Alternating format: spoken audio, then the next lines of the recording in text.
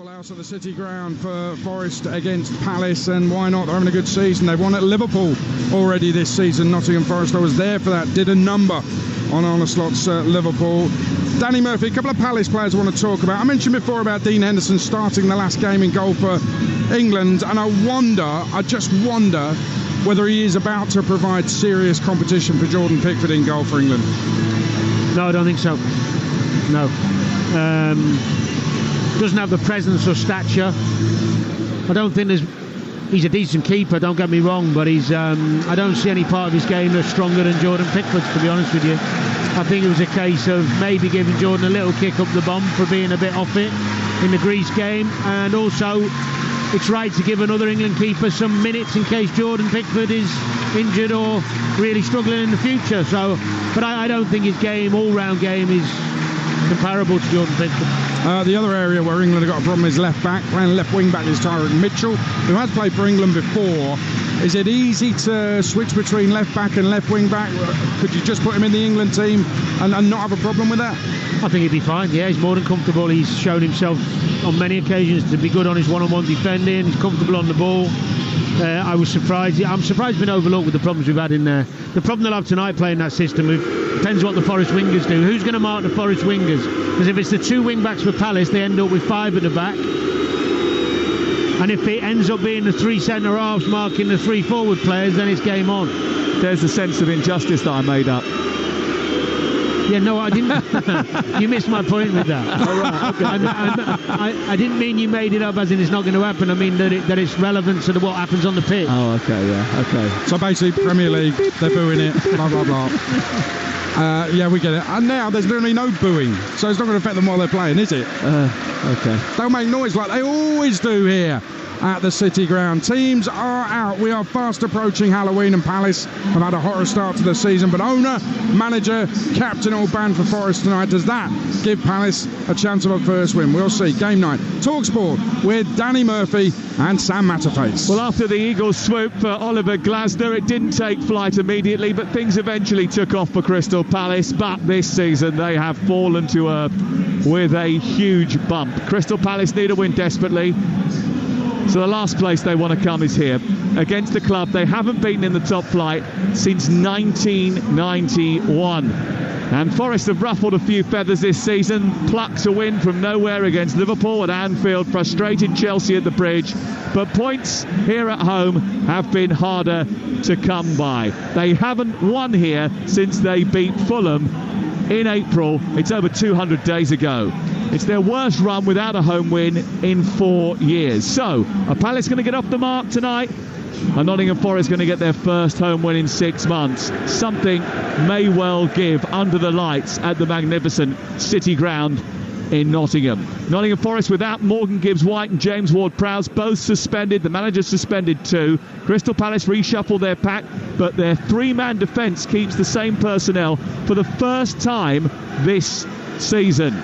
Tim Robinson, who hasn't sent anyone off this season and not given a penalty, although it is only his fourth Premier League game, is our referee. VAR, Darren England. And on Talksport 2 tomorrow night, we've got Leeds against Watford, a big night of EFL action, and Champions League action on Talksport with Villa and Bologna. Don't forget to check out the Talksport YouTube channel, where you can get loads of content like the Premier League All Access podcast, which includes an explanation from me about something that happened yesterday, worth checking out. Right now, it's Monday Night Football, and this is the City Ground. This is the place to be. Then again, when is Talksport not the place to be? The Mull of Kintyre rings around this famous old ground, and we are ready under the lights on Monday Night Football.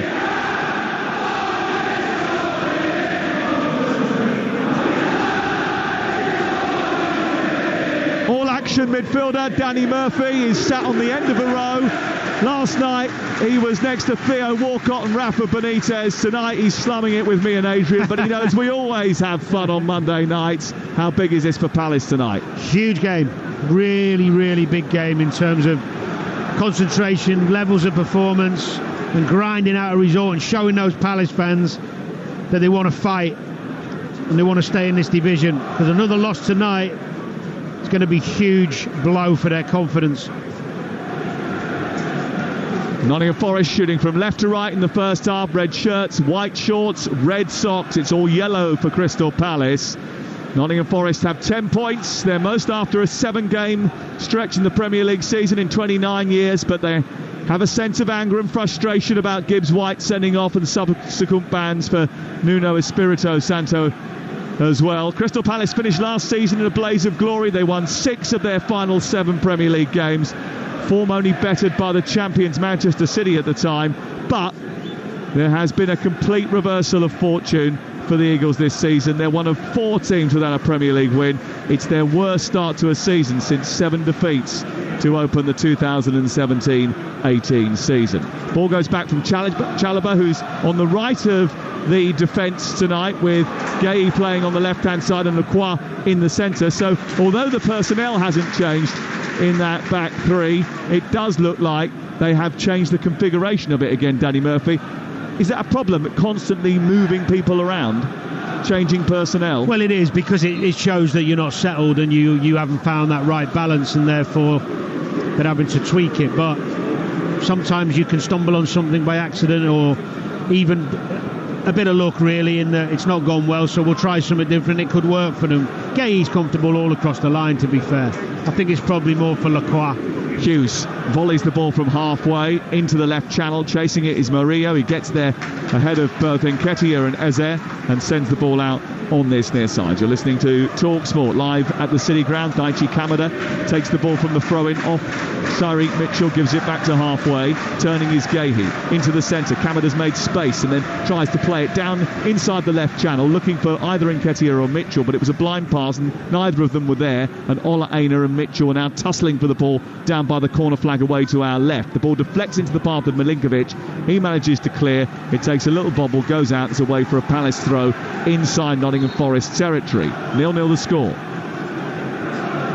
Nottingham Forest have had a largely positive start to the season, but it has been a while since they won here. Forest hampered by the absence of their manager tonight, but they are in permanent contact. He said he's going to sit up in the stand. In fact, he's supposed to be not too far away from where we are here, halfway up the bottom tier, the only tier of this old Peter Taylor stand, just left of the halfway line overlooking the dugouts. Oliver Glasner down in front of us is wearing a bright pair of white trainers and very tight black slacks as he trots back into his dugout to have a word with one of his coaching staff. Jumped off the wardrobe to get him then. Certainly need a bit of talcum powder, I think. Yeah, exactly. Here's Ola Aina on the near touchline. Gets it back from Alanga, and then it's a bit of a mistake by Yates, who was closed down by Nketiah, but it runs through to Milenkovic, who played twice for Serbia in the international break, and the ball is worked out wide. Here's Alex Moreno on loan from Aston Villa, scampering forward for Nottingham Forest down the left touchline. 3.5 minutes gone, 0-0. Being chased by Hughes, drags them right up the pitch towards the far side, and Hudson-Odoi, who's back on his trusty left-hand side tonight, then returns the ball centrally. It goes back to Alex Moreno, and they'll build on the halfway line, Nottingham Forest. It was a great example there of the fullback having all the space in the world because Muniz was too preoccupied with Hudson-Odoi, and that's the problem you've got when you play wing-backs against a left winger and a left back, and you stick with the winger. You become outnumbered ahead of you and you give up possession. Also, the other thing that Moreno loves to do is travel infield and go beyond his winger occasionally and go into that sort of Destiny doggy position on the inside left channel. Given away by Forest, and Eze's picked it up, got to the edge of the penalty area, shot to the left hand side of the goal, and it's narrowly wide of the upright. Matt Sells was stranded there, picked up by Ebericha Eze, and they were backpedaling and they didn't put a tackle in or get close enough to him. He had room to get the shot in, and he wasn't too far away from the left-hand upright as we look at it. The goalkeeper's right.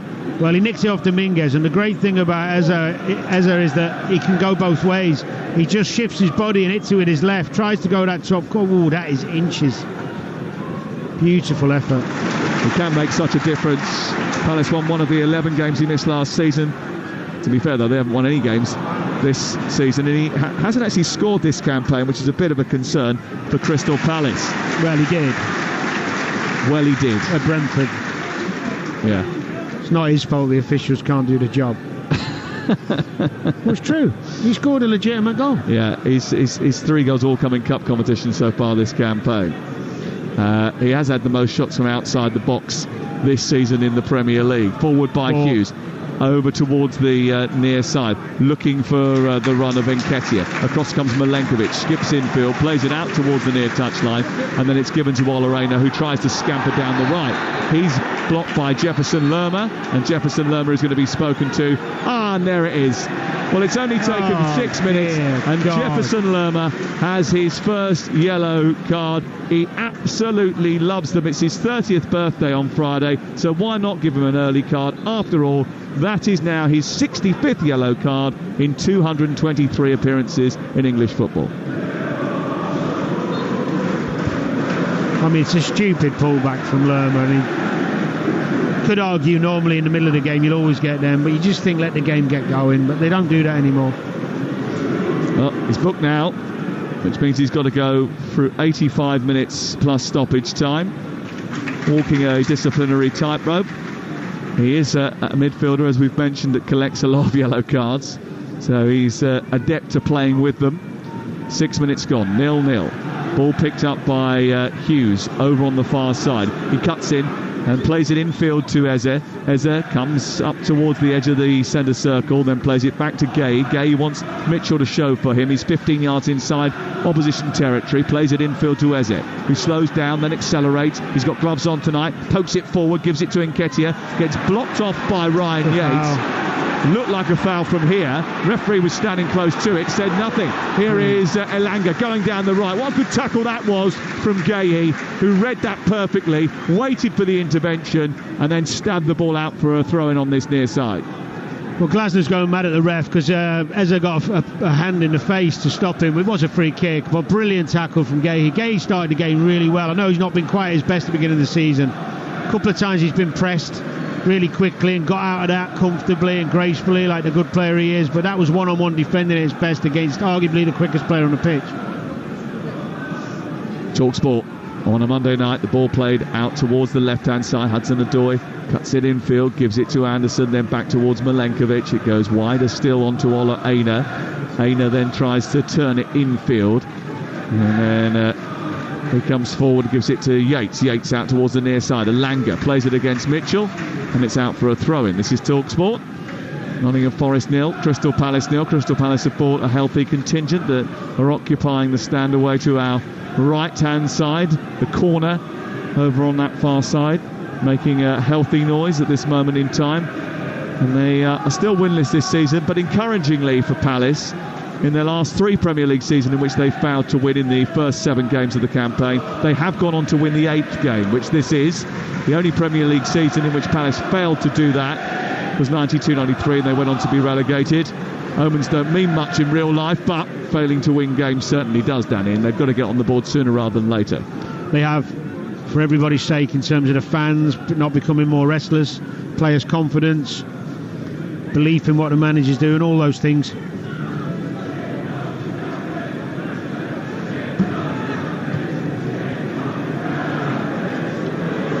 Here is Dean Henderson sending the ball high and long and up over the halfway line. It's taken down by Hughes. Kamada manages to wrestle for it with Yates. He thought that was a foul. The referee didn't. Munoz has picked it up far side. The Colombian is about 15 yards from the edge of the box. He comes infield, finds Kamada, bit of space for him. Maybe he's get a shot away. He does. It's straight down the throat of Matt Sells. Didn't have any power to it and was an easy grasp for the goalkeeper. Had a lot of space there. Should have got a better strike beyond that, even on his weaker foot.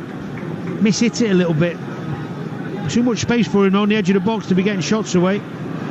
Well pinched by Gahey from Elliot Anderson on halfway, and then one back again by Gahey, given to Mitchell from Kamada, who's under pressure from 2 red shirts, and not sure entirely what he was trying to do there, but he smacked it straight into the midriff of Anderson on halfway.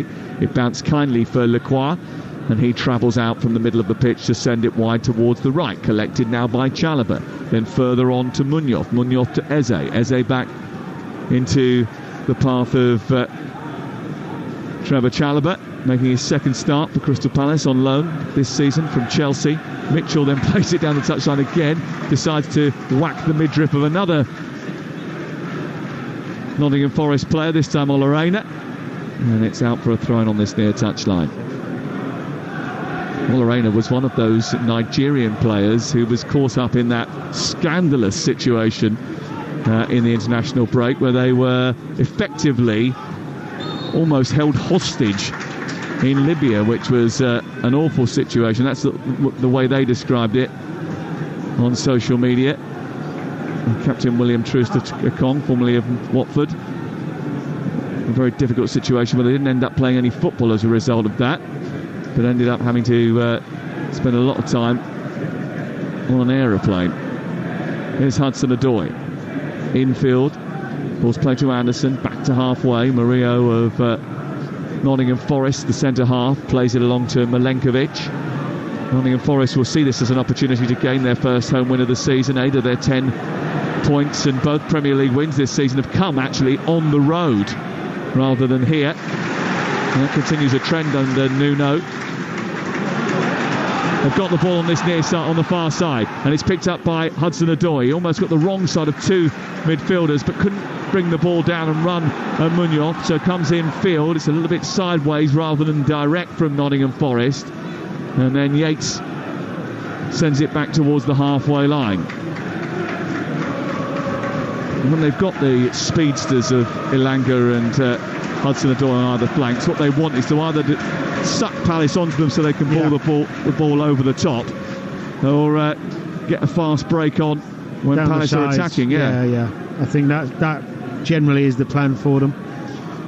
A little bit different when Palace drop off at times, and then they're faced with a more congested block, if you like, to try and get through. It's more difficult to play in behind then, but Palace will be the happier of the two to start this game. Here is Hudson-Odoi down the left-hand side. They're getting away from the Quos. Dived in and didn't get the ball. It's pulled back to the edge of the area. It's a bit behind Yates, who's on the edge of the D. He gets felled by Kamada. Referee says play on. It's kept alive by Anderson, whose turn shot is blocked into the air. Comes out on this near side. Retrieved by Elanga. He's kept it in. Infield it goes to Aina, miscontrolled it, giving it away to Kamada, who's then found Eze, and he's moved the ball forward quickly, and a chance now for Palace to break at speed. Munoz far side. Forest get back into shape well, and Palace's attack peters out very quickly, and Munoz is spared by the referee's whistle, who gives a foul against Alex Moreno. They're sort of playing Palace are playing Nottingham Forest at their own game in a bit, really, because one of the things that, if you had a look at the way they play Nottingham Forest, is they're quite happy for you to have the ball in a lot of matches. At the moment, it's the other way round. Here's Nketiah into the penalty area, played in by Eze, down the right channel. His shot is saved by Matt Sells. He didn't quite catch it properly as he tried to send it back across the goalkeeper, and it's caught by the Belgian and cleared away. It's another good move, though. That man Eze involved again in those central areas, picking it up. Hard for them to pick him up for Forest, because he's so quick when he gets that powerful. Plays it a little bit behind Nketiah. Couldn't wrap his foot around it to get the power. Difficult chance, but the right idea. I think we came here expecting a low-scoring game between these two teams that haven't scored too many goals this campaign in the Premier League. And watching on, just keeping an eye on proceedings, is the England interim boss, Lee Carsley, in attendance tonight. Still got one cap to take charge of before Thomas Tuchel takes it full time. Here's Elanga running at rapid speed, getting to the edge of the penalty area, running into the defender, going down, wanting a free kick. Tim Robinson, who's let a lot go so far, wags his finger and says no free kick. Anderson chests it down. Kamada comes across. Anderson rolls the ball around him and then turns and thrusts it out to Milenkovic. Milenkovic onto Ola Aina, near side the right. It's a bit slow-paced, this, from Nottingham Forest. They need a bit of acceleration. Elanga usually provides that.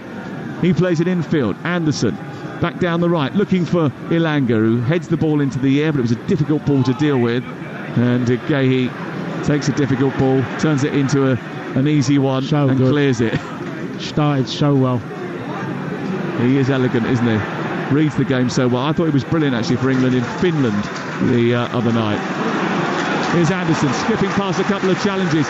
Knew he could get past Lerma because Lerma couldn't dive in. Moreno sends it left. Hudson-Odoi wants to come in on that right foot, does that, gets the shot away, blocked by the defender. Skipping forward is Anderson, goes past two, then sends the shot goalwards. It's turned behind by Henderson. It's out for a corner. Clever little run. come out to Anderson on the edge of the box. He decides, I'm going to go myself. Gets a little ricochet on the way through, but nice and positive. Good quick feet. Good save down at a near post from Henderson. Corner about to come in from the far side. First of the game for Nottingham Forest. Chris Wood standing at the back post. Hasn't really got involved in the game much so far, Chris Wood, but he is a real danger. Been pivotal for them in the last 10 months. Ball in towards the far post. It's coming round the back is Wood, and he heads the ball goalwards, and it's spooned away by Henderson. Should have scored. Header from 4 or 5 yards out. Should have scored. Well, Yates had got up and glanced the header across the face of goal. Wood's coming round the back, headed the ball down. Chris Wood almost got there. Might get to this one. Does get to this one, but steers it over the bar. Chris Wood diving header as the ball goes in towards the penalty spot. He went diving towards goal, and it went narrowly over the top of the crossbar. What a ball into Wood that was for the header. Elliot Anderson with a curling, arcing delivery, picking out Wood, and Chris Wood went diving towards it. It's a brilliant ball, very hard to defend, and you expect Wood to hit the target with his aerial prowess. 2 great chances for him. Lerma, I think it was, who stopped that first one on the line. Yeah, it was. Much better from Forest. Yeah, he has been such a threat. He's now 1 goal short of becoming only the 3rd player to reach 20 Premier League goals for Nottingham Forest, following Brian Roy and Stan Collymore. Brian Roy, good player. Remember him? Yeah, of course. Dutch. Yeah, we had him on actually during the European Championships. Oliver Geisner's not too happy. He's losing his temper on the near touchline in the dugout, just sitting back and... Well, I'd be angry because one of their main goal threat, one of their best headers of the ball, was free on the back post off a set play. Throw in on this near touchline to be taken by Ola Aina. Palace, who have been struggling to take control of games. They've only been leading for 37 minutes in any Premier League match so far. Have had 2 chances which could have been Nottingham Forest goals. You're listening to Forest 0, Palace 0 though on Talksport with Sky Sports. And don't forget, you can stream the biggest Premier League games available with no contract with Now, like Nottingham Forest versus Crystal Palace, live right now. Search Now Sports. I think that second one, sometimes when it's such a wonderful cross in like that with such bend and pace, it's nearly perfect. It's very hard to defend those, but the first one, the set play, we talk about set plays every game, don't we, now, how important they've become, or seem to have become. They've always been important, but especially now they've got all these set piece coaches. Teams working on them so much, but your main threat is left free on the back post. It's just basic stuff. It's 2 big chances for Chris Wood in the last couple of minutes, and Nuno Espirito Santo, who I think is sitting in the glass box away to our right hand side, which we can't see into but he can see out of, will be pretty pleased with the way his team open them up. What he won't be pleased with is the finishes. Here is Hughes into the box. His cross is deep. It's chested down by Aina back to his goalkeeper, and Nottingham Forest have possession of it once again. And Crystal Palace had that clinical edge at the end of last season. That's what their success towards the end of the last campaign was built on, but they haven't even included Mateta from the start tonight. They brought him off the bench against Liverpool, and he did make a huge difference. There has been a massive drop-off in their goal output, and also in Dean Henderson's save statistics as well. But they've also lost their mainstays, Elise and Anderson, which I think have really contributed to that. Even Edouard and Ayew have moved on, and those 2 were contributors to goals as well. The 6 new signings that they brought in have not yet contributed a goal between them. Eddie Nketiah looking to change that as he picks the ball up on halfway, runs towards the edge of the box, right-footed shot, and it's just the outside of the post. I think it might have hit the stanchion. It was a powerful effort from 25 yards out, and Matt Sells went sprawling. He wasn't confident at all that wasn't going to nestle in the top corner, and it nearly did. Well, Yates gave it away. Poor play in the middle of the pitch. Kamada winning it back, and Nketiah thinks, I'm going. Takes it early from quite a way out. What a strike. It did hit the top of the crossbar. When it's not going for you, it's not going. That's actually hit the joint, hasn't it? Yeah. Right in the corner, but the post and the crossbar. Brilliant effort. See, when things are going for you, and not just individually, collectively as well, they go in. That was a good effort from Eddie Nketiah. Hell of an effort, yeah. Someone who was definitely linked with Nottingham Forest in the summer. And he's had Crystal Palace's best chance of the game so far. 21 minutes gone. Sam, it wasn't really a chance. Well, he's made the best chance. Yeah. Ball switched out towards the near side after a lovely bit of trickery from Murillo. He's one of the most adored players in Gary Baldy Red. Supporters Player of the Year last season. Here's Elanga cutting infield, nudging it back to halfway. Nico Dominguez sends it forward, collected by Alex Moreno. He's crossing to the box, he's aimed towards Wood, headed away by Lacroix. Chasing it is Elanga, looking to keep it alive. He does that, sets it back. Now it's with Aina. They need to get it in quickly. It goes short into Yates instead. Back to Elanga. He will cross the ball towards the far post, and Wood was coming in again. And Chalobah got there first. Don't know what the goalkeeper was doing, but he completely lost sight of the ball. It went over his head, and Chalobah had to nick it behind for a corner. Yeah, good defending. But the reason they're getting so many crosses in so comfortably is because of the fullbacks. Fullbacks are free in oceans of space because the two wing backs from Palace are dropping in to try and take the wingers who are a real threat. Got to get that balance right between when they come out and when they drop off, otherwise it'll be a long evening for them. Here's the corner then, far side, taken by Elanga. Second of the game for Nottingham Forest. It's a deeper one towards Wood again. It's headed away back into the centre. It goes. Yates heads it down, across the face to go off the post, comes out, and Yates is denied. So close to another big opportunity. In fact, it was a big opportunity. It should have been a goal for Nottingham Forest. Nketiah drags them up the other end. Elliot Anderson brings them down.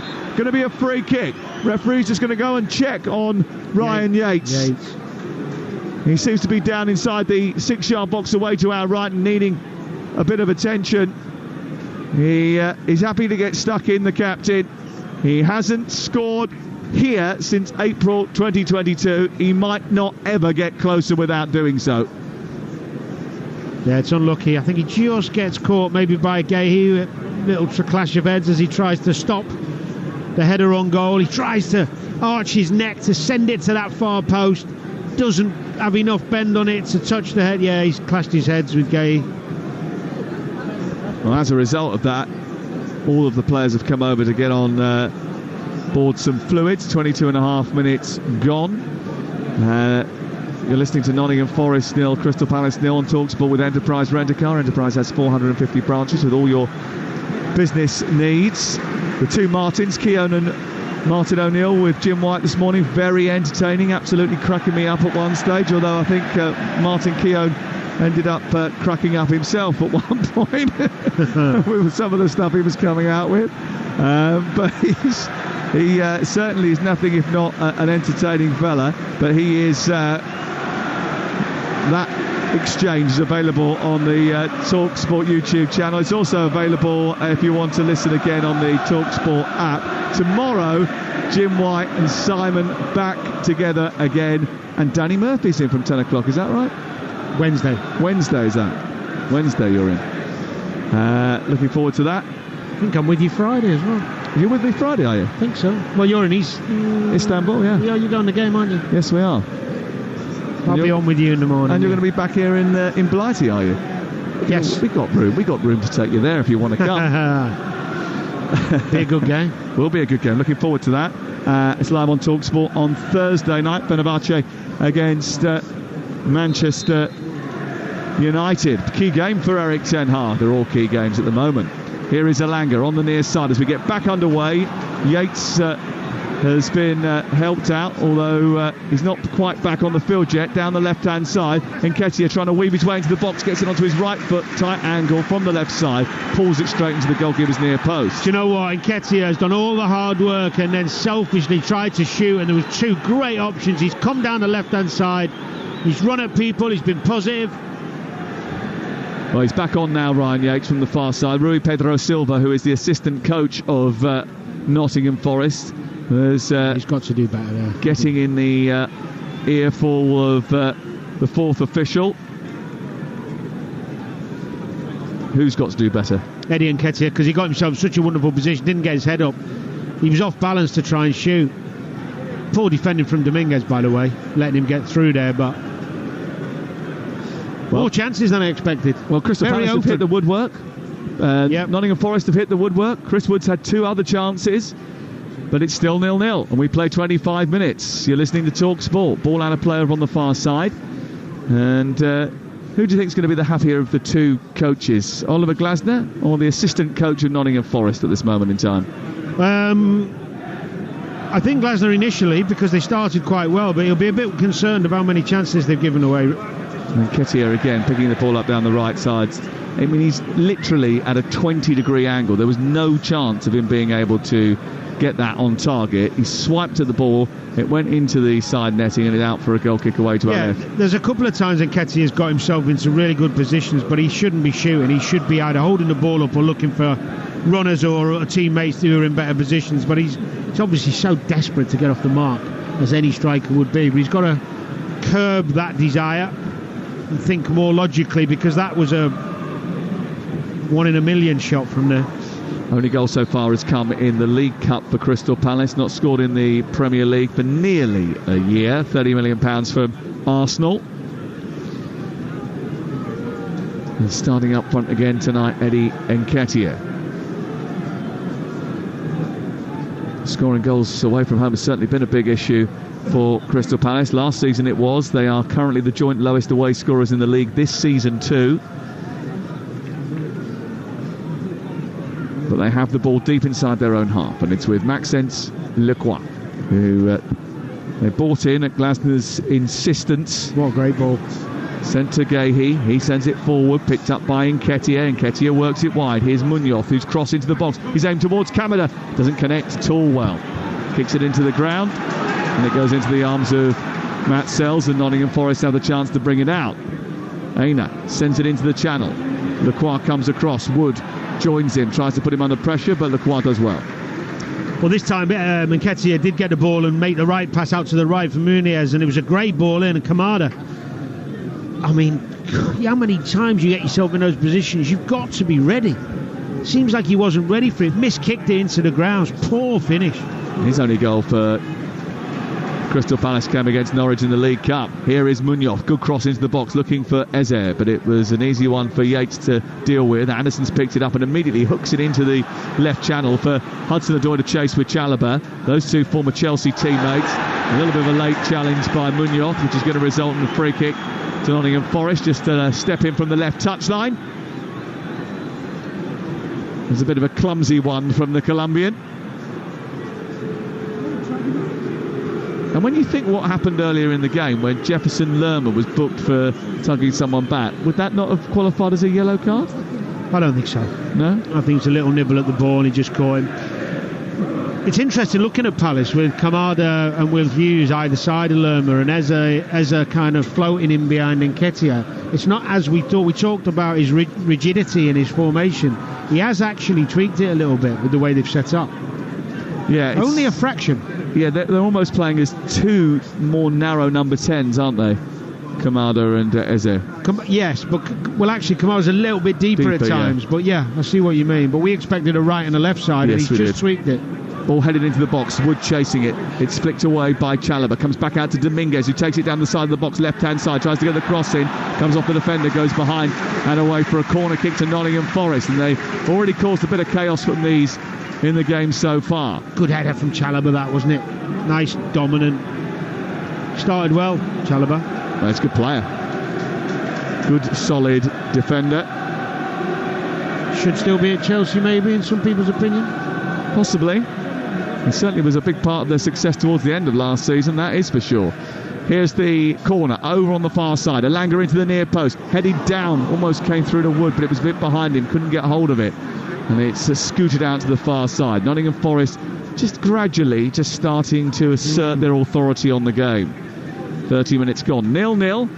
And for the latest odds, you can head to Ladbrokes, where right now you can get a Forest win at 6-4, Palace to win 12-5, and the draw is 17-10. That's all thanks to Ladbrokes, 18+, BigGambleAware.org. Here is Matt Sells, clipping the ball from the edge of his own penalty area, the Nottingham Forest goalkeeper, out to the far side. Hudson-Odoi was in an offside position, the flag went up, they lost the ball anyway, so the referees allowed play on, and Crystal Palace bring it forward. Lacroix to Lerma. A couple of Nottingham Forest players warming up down in front of us. Willy Bolly, one of those, getting a ovation from the supporters down in front of us. A warm welcome for Taiwo Awoniyi as well. There's a few Crystal Palace players just going through their places. Joe Ward amongst them. Here is Mark Gay, the England centre-half, Crystal Palace captain. Rolls his studs over the ball, then clips it into the air and sends it to Chalobah. Those two actually long-term teammates at Chelsea. They played in a Youth Cup final about 6 years ago together. Ball won by Murillo, and he's turned it over quickly and sent it up towards Elanga. Good tackle by Kamada, who managed to get enough on that from a very difficult position and wrap his leg around Elanga and nudge it away to safety, and Palace have got it back again. I think Aina was a Chelsea boy as well, wasn't he? He was, yeah. It's amazing how many players have come through the Chelsea Academy playing at really high level. Well, tonight you've got Ola Aina, you've got Hudson-Odoi, you've got Trevor Chalobah, Mark Gahey. I think Tyreek Mitchell was there for a little while as well at one point. Don't know about that one. Have a quick look around the rest of the squad, see if I can find any more, but there was certainly quite a few. That's quite a few to have come through the academy and be playing in one match tonight. A lot of them actually played in those Youth Cup successes at the mid to late 2010s. Here's Elliot Anderson, formerly of Newcastle United. They didn't want to let him go. Ball played out to the right side, picked up by Ola Aina, looks to chop infield, plays it out wide towards Anthony Elanga. Elanga nudges it forward, then it goes infield towards Yates. Yates gets it onto his left foot, then sends it out towards Moreno. He strikes, blocked by a sliding Will Hughes, and his blonde hair flickering under the floodlights, and then as the ball breaks and is a chase on for the ricocheting ball, Nketiah is fouled by Moreno and a free kick is given, which takes the pressure off Crystal Palace with 13 minutes to go before the half-time whistle.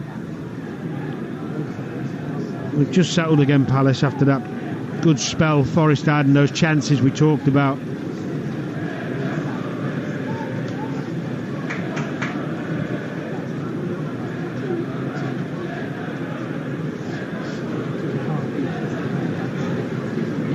Brentford, I think Tyreek Mitchell was at, not Chelsea. Yeah, I didn't think you were right.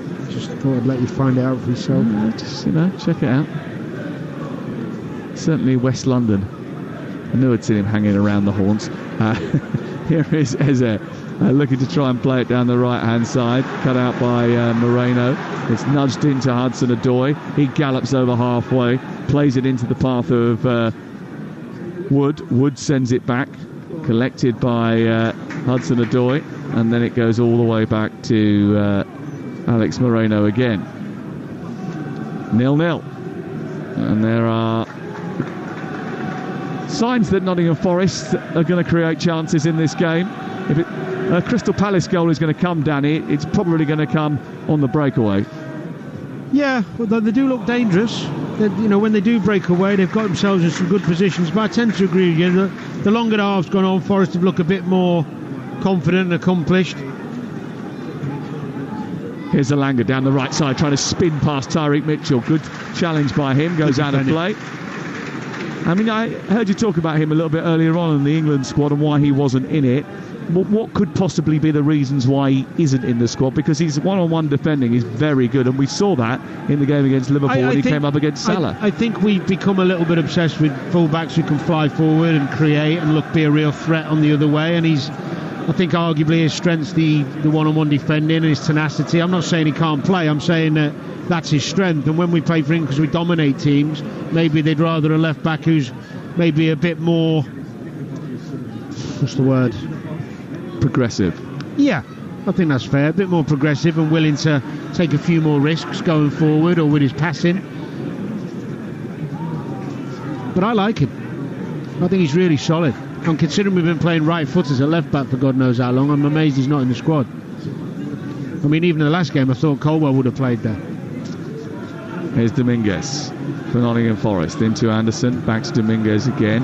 And Gay gets it forward. Gay's ball into Nketiah. It's flicked round the corner, but Kamada's not going to get there. And it's tidied up by Dominguez and given back to his goalkeeper from about 10 yards outside the box. Inside the box, Matt Sells rolls it into the midfield. That's a couple of times now that Nketiah has got to do better from Danny Murphy. Yeah, well, I mean, he's such a threat, but there's occasions where he's got to do the basics right, which is good ball up to you. You either get hold of it or you make sure your pass is delivered. You make sure you keep the ball for your team. And Mark Gay thought that the free kick had been given against him. He started complaining to Tim Robinson, and Tim Robinson said, "No, I've given you the free kick for offside." It's back there. Bit of confusion. Here is Mitchell playing it down the left side. Looked to try and play it into an area for Nketiah, didn't reach it. It's away by Dominguez covering his fullback. And it's away for another throw-in. Midway inside the Nottingham Forest half, in those yellow shirts, Crystal Palace trying to come forward. It's nudged down the line by Mitchell. There was a collision off the ball involving Milenkovic and Nketiah. Milenkovic, who you'll remember from the summer, gave Harry Kane a torrid time in the Serbia game. And it looks like he could do a bit of harm to Nketiah if he fancied it as well, doesn't he? He's massive. Well, sometimes a sharp little and likes playing against a big one. Yeah. So, you know, you just got to find where you can cause him problems, and that's getting into his feet and getting inside the box so he can't commit to you, but they haven't got there very often. Interesting long throw routine, which was sent towards goal with Vincenz Leclerc standing right under the goalkeeper. Forest have cleared it. Wood has chased it. Chalobah's used his body to protect the ball and draw the foul from the New Zealander, which got a well done from Danny Murphy. 5 yards inside the Palace territory. And Palace, after suffering a little bit under the weight of a bit of Forest pressure, have just killed that momentum off now. The ground a little bit hushed around us here. The big independent stand away to our left-hand side of the Trent end is full to brimming once again. It is a very strange sort of jigsaw of a stadium. Bit of a relic of the success that they had in the 70s and 80s. They do have designs to sort of spruce it up over the next few years. Some parts of the ground have already had the refurbishment treatment. This one is expected to be knocked down, or certainly modified, with another tier going on top of it. And that's not going to happen for a couple of seasons yet. Here is Chalobah, deep inside his own half, plays it centrally. Leclerc comes forward into Eze. I mean, Eze got the ball, laid it off, and then ran into Dominguez, so he got the foul. Got to keep getting him the ball. Tell Palace, if Palace is going to do anything in this game, win this game, got to get Eze on the ball as often as they can. Just keep giving it him, keep feeding it like this. Just let him, if he's going to lose a few, it doesn't matter, you just keep giving him the ball. Well, he's been integral to Crystal Palace over the last few years. At his form at the end of the last season, he was scoring or assisting a third of their goals in that 7-game run at the end of the last campaign. But he has just 1 goal from 41 shots and chances in the Premier League this season. Is that because the team is not functioning properly and getting him the ball in the right areas? Yeah, I think they've obviously their lack of confidence and fluidity has meant that he's not getting as much of the ball in dangerous areas as he did when Elise was there and when they were confident and winning games. But he's actually got himself in the games I've watched into really good areas and been actually quite unlucky. You know, a lot of efforts, like the one earlier on in this game that just flew past it. You know, he's getting himself in shooting range. The goals will come. He's got so much quality. The goals will come. Well, after a delay about this free kick, Eze's now trotted from a central area to take it himself. He puts his left hand in the air. That's caused a bit of confusion amongst the Nottingham Forest support. Think he's taking too long. He swings the ball into the box. Murillo heads it away. And there was a bit of pushing going on at the back post, which the referee didn't like anyway, and called a foul. Eddie Nketiah throws the ball back and away to the edge of the box, and Milenkovic wants him booked for delaying the restart. If that was a foul from Muniz, I think, or Leclerc, I'm not sure, but it was nowhere near where the ball was. Ridiculous foul to give away when you're in such a good position, and the ball was good going in swinger from the left, from Eze, swinging in towards the goal, and someone makes a stupid little foul and the pressure's on. Morgan Gibbs-White is sitting just behind the dugout. He's got a beige beanie hat on tonight. James Ward-Prowse, dressed a little bit more soberly, is sitting in the row behind him, watching on as his team at this moment in time struggles to break down Crystal Palace. They've had a couple of good chances, hit the outside of the woodwork, and had 2 headers which were stopped by a combination of goalkeeper and midfielder in Jefferson Lerma. But it's one of the worst feelings, sitting in the stand. Is it? When you're suspended or injured. Why? Because you can't do anything. It's more frustrating than when you're on the pitch. And do you sit there and think, I would have done this or I would have done that?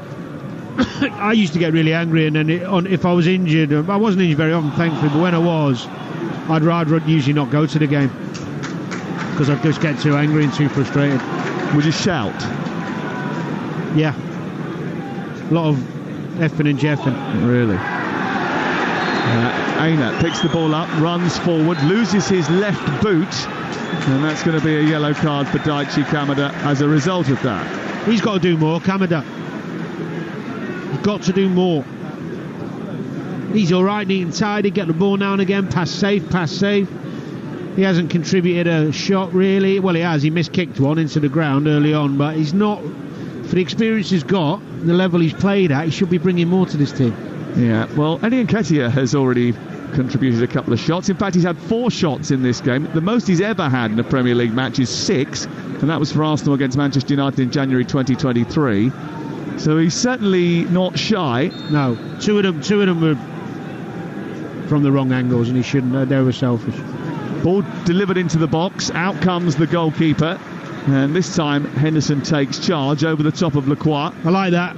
I like Henderson coming out, helping his defenders out, catching it, calming the situation down. We don't see enough from goalkeepers. The basics of goalkeeping: command your box, catch the ball, take the pressure off. 3 minutes to go before half-time. It's 0-0 on Talksport. Tomorrow night, Aston Villa against Bologna is on Talksport. Talksport 2 has Leeds against Watford from the Championship. Wednesday night, we've got more Champions League football for you. Thursday night, Europa League. Friday night, we're back in the Premier League with Nottingham Forest. And they go to Leicester. Are you going? Sadly, in Istanbul. Of course you are, yeah. I couldn't do Istanbul and be on the radio with you and get to Leicester. Believe me, I tried. It's quite a long flight. It is. We tried, but we couldn't quite do it, sadly. Given half a chance, I would have been there. Here is Eze, up towards Nketiah, back into Kamada, back infield to Gay. And it's turned around the corner by Elanga, and they look to try and break, and Eze, well, I mean, it looked like he committed a foul. Anderson certainly thought so. Referee said play on. He got the ball, and now it's with Munoz, who gets to the edge of the box, tries to play a reverse pass into Kamada. It's cleared away by Murillo and goes out over on the far side. Good decision. The ball again. Been pleasing after the early booking how the refs let the game go. We're the first to I'll rephrase that. I'm the first to criticise, but I'll also praise when a referee knows what players are like and just let it go, because it stops them rolling around, making fools of themselves. I was waiting to see what word you were going to use there. Here's Munoz into the box right side, and notice I didn't help you out. I was letting you do it yourself. Chalobah went running down the right hand side, collided with Hudson-Odoi, and then the ball deflected behind. Now, oh no. He's not going to give is he going to give a free kick on the edge of the box or a corner? Or what's he going to give here? I think he's going to give a corner kick. I don't think it might be a free kick on the edge of the box, actually. Didn't look much in it, did there? No. Maybe it's the corner. Maybe he's not giving anything at all, but Chalobah is hobbling away from it. Doesn't look particularly happy about it at all. I think it is just going to be a corner, Danny. Might have been a knee in the calf, or it's hard to see on that one replay that we've seen, but Palace do not need to be losing him at this stage. Well, he doesn't look particularly comfortable. He's hobbling like an octogenarian with a walking stick towards the back edge of the penalty area. Someone over the age of 80, Danny. Here is Eze back towards the edge of the box. Hughes sends it into the near post. It's hurried away by Chalobah. and then thrusted forward back towards Chalobah, who's involved in another collision. He's gone down. He looks even worse injured this time. Picked up right side by Eze, sent in towards the box, takes a deflection, ricochets into the path of Nketiah, then breaks down to Eze once again. He chips his way into the box, unleashed a shot. He hits the defender, comes back out. Chalobah's bounced back up. He's managed to shoot. That won't go down well. Then there's a foul by Hughes on the edge of the box. It's going to be a free kick to Forest, and the ironic cheers from the Nottingham Forest fans give you an indication that they weren't particularly happy about Chalobah going down wrong and then getting back up again. I do have to say, for someone who's tough and does all the good, the basics well, Yates, and he's the captain of his team, he doesn't have to dive a lot, 2 minutes of added time at the end of the first 45 on Talksport.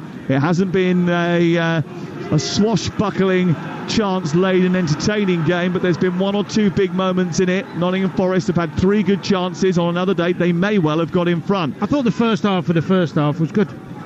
It was open and there was some chances, and it's just last 15-20 minutes it's got a bit scrappy. Great ball. Gay playing it, drilling it out towards the far side, getting Palace up the pitch in those yellow shirts. Last act of the first half, maybe there's something in it for them. You haven't been happy with the second half of the first half, but hopefully the first half of the second half is much better. Yes, absolutely. And the second half of the second half. Yes. And then we'll all be happy. In fact, then there will be 3 Do you like halves. yellow kits? Do I like yellow kits? Yeah, you just talking about Palace away kit. Are you a fan of yellow kits? No.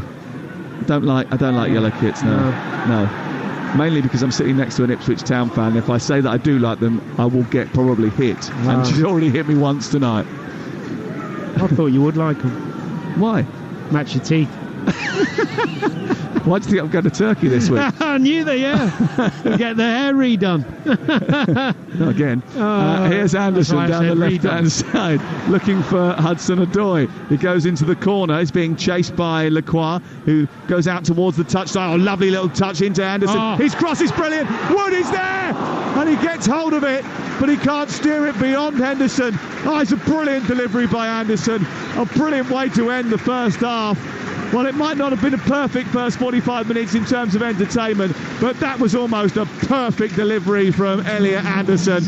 On the right-hand side, getting it back off Hudson-Odoi. He drifted the ball towards the edge of the 6-yard box, and the New Zealander, Chris Wood, was diving in, and he almost touched it past Henderson. He just couldn't get enough purchase upon it. Nottingham Forest haven't won at the City Ground since April, and they may well have to be a little bit more clinical if they're going to change that. Chris Wood's had 3 good chances, but at half-time it's still 0-0. Well, for half an hour or so, it was a lively first half. Both sides involved. Then it slowed down quite a lot. It died off, really, before right at the end there, Chris Wood stretching.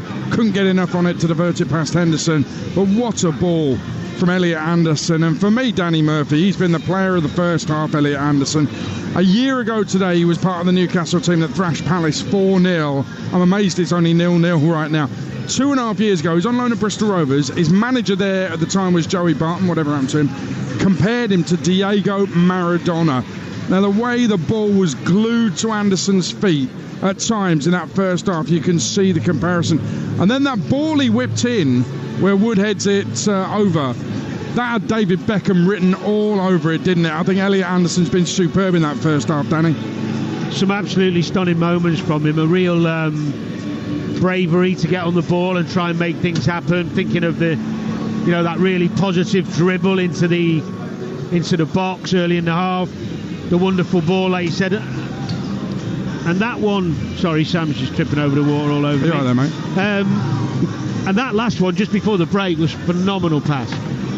I love players who are willing to try and make wow moments in a game, create, to risk the ball. Yeah. He's powerful, he's quick, he does his defending well, he looks fit, he looks hungry. The only surprise is, I know there's the financial issues at Newcastle and having to sell, but he's a real talent, and I can see why the Forest fans like him so much. And I probably concur with you. He's probably been the brightest on the pitch. Yeah. Yeah. I mean, they had to sell him for PSR reasons. Yeah, I know. Do you know what? That's one of the reasons why I hate all those financial fair play, PSR, all of that. absolutely riles me up, because there's no way that kid should be playing for anyone other than Newcastle. But their loss is Nottingham Forest gain, and he's been brilliant for them tonight. Crystal Palace have not been out of it by any stretch of the imagination. Eddie Nketiah, we talked about before the game, he's desperate for a goal, nearly a year since his last Premier League goal. And I tell you what, Danny, he keeps having efforts at goal. He's trying, isn't he? He's done some good things. A couple of times I think he's made the wrong choices and been a bit selfish. But that's probably the desperation to get on the score sheet. Obviously, the wow moment of the first half for him was that wonderful strike from outside the box that smashed against the woodwork. But he's trying to get in good positions. I think his link up sometimes he needs to just be a bit more reliable. But he's getting in good areas. The problem is he needs the ball more, and the way that's going to happen is getting Eza on the ball as much as possible. I think for me at the moment, Palace, they didn't use the start they had to carry on the influence in the game, to grow in the game and silence the crowd. They actually had a decent start and then seemed to just fall backwards into that protective mode, and we're doing okay, but let's keep what we've got. And I think they need to be a bit more courageous, and I don't see enough from the midfielders trying to get the ball off the back players to play through the lines. And sometimes that happens when you're not playing well and not winning. You just hide a little. Well, I tried not to, but you see a lot of players who hide and don't want to get on it because they don't want to make a mistake. And it's fine to go forward a bit longer and a bit earlier, because at least it's up there, and if we lose it, not a problem. And I've sensed a little bit of that as the first half's gone on. Chris Wood should have scored by now, shouldn't he? Yeah. I think the first header off the corner, he didn't quite get enough power, which you could argue was the speed. I don't know. Maybe he was stretching a little bit. The next one from Anderson's cross, I expected him to do better with, because he had a long time to see it coming and to get himself set to either guide it, power it down, loop it, whatever, and he missed by a little way, which was very unlike him. And the last one, I think it was just overstretching. So I think the second one was the one he'll be really annoyed with, to be honest with you. But Elliot Anderson, mate, I mean, I know you're tight, but you'd pay money to see him play, wouldn't you? On that kind of form. Really like watching him play. He's proper footballer, isn't he? Yeah, and what I like about him is for all the good things from a creative point of view, he's great without the ball. You know, seeing both is rare.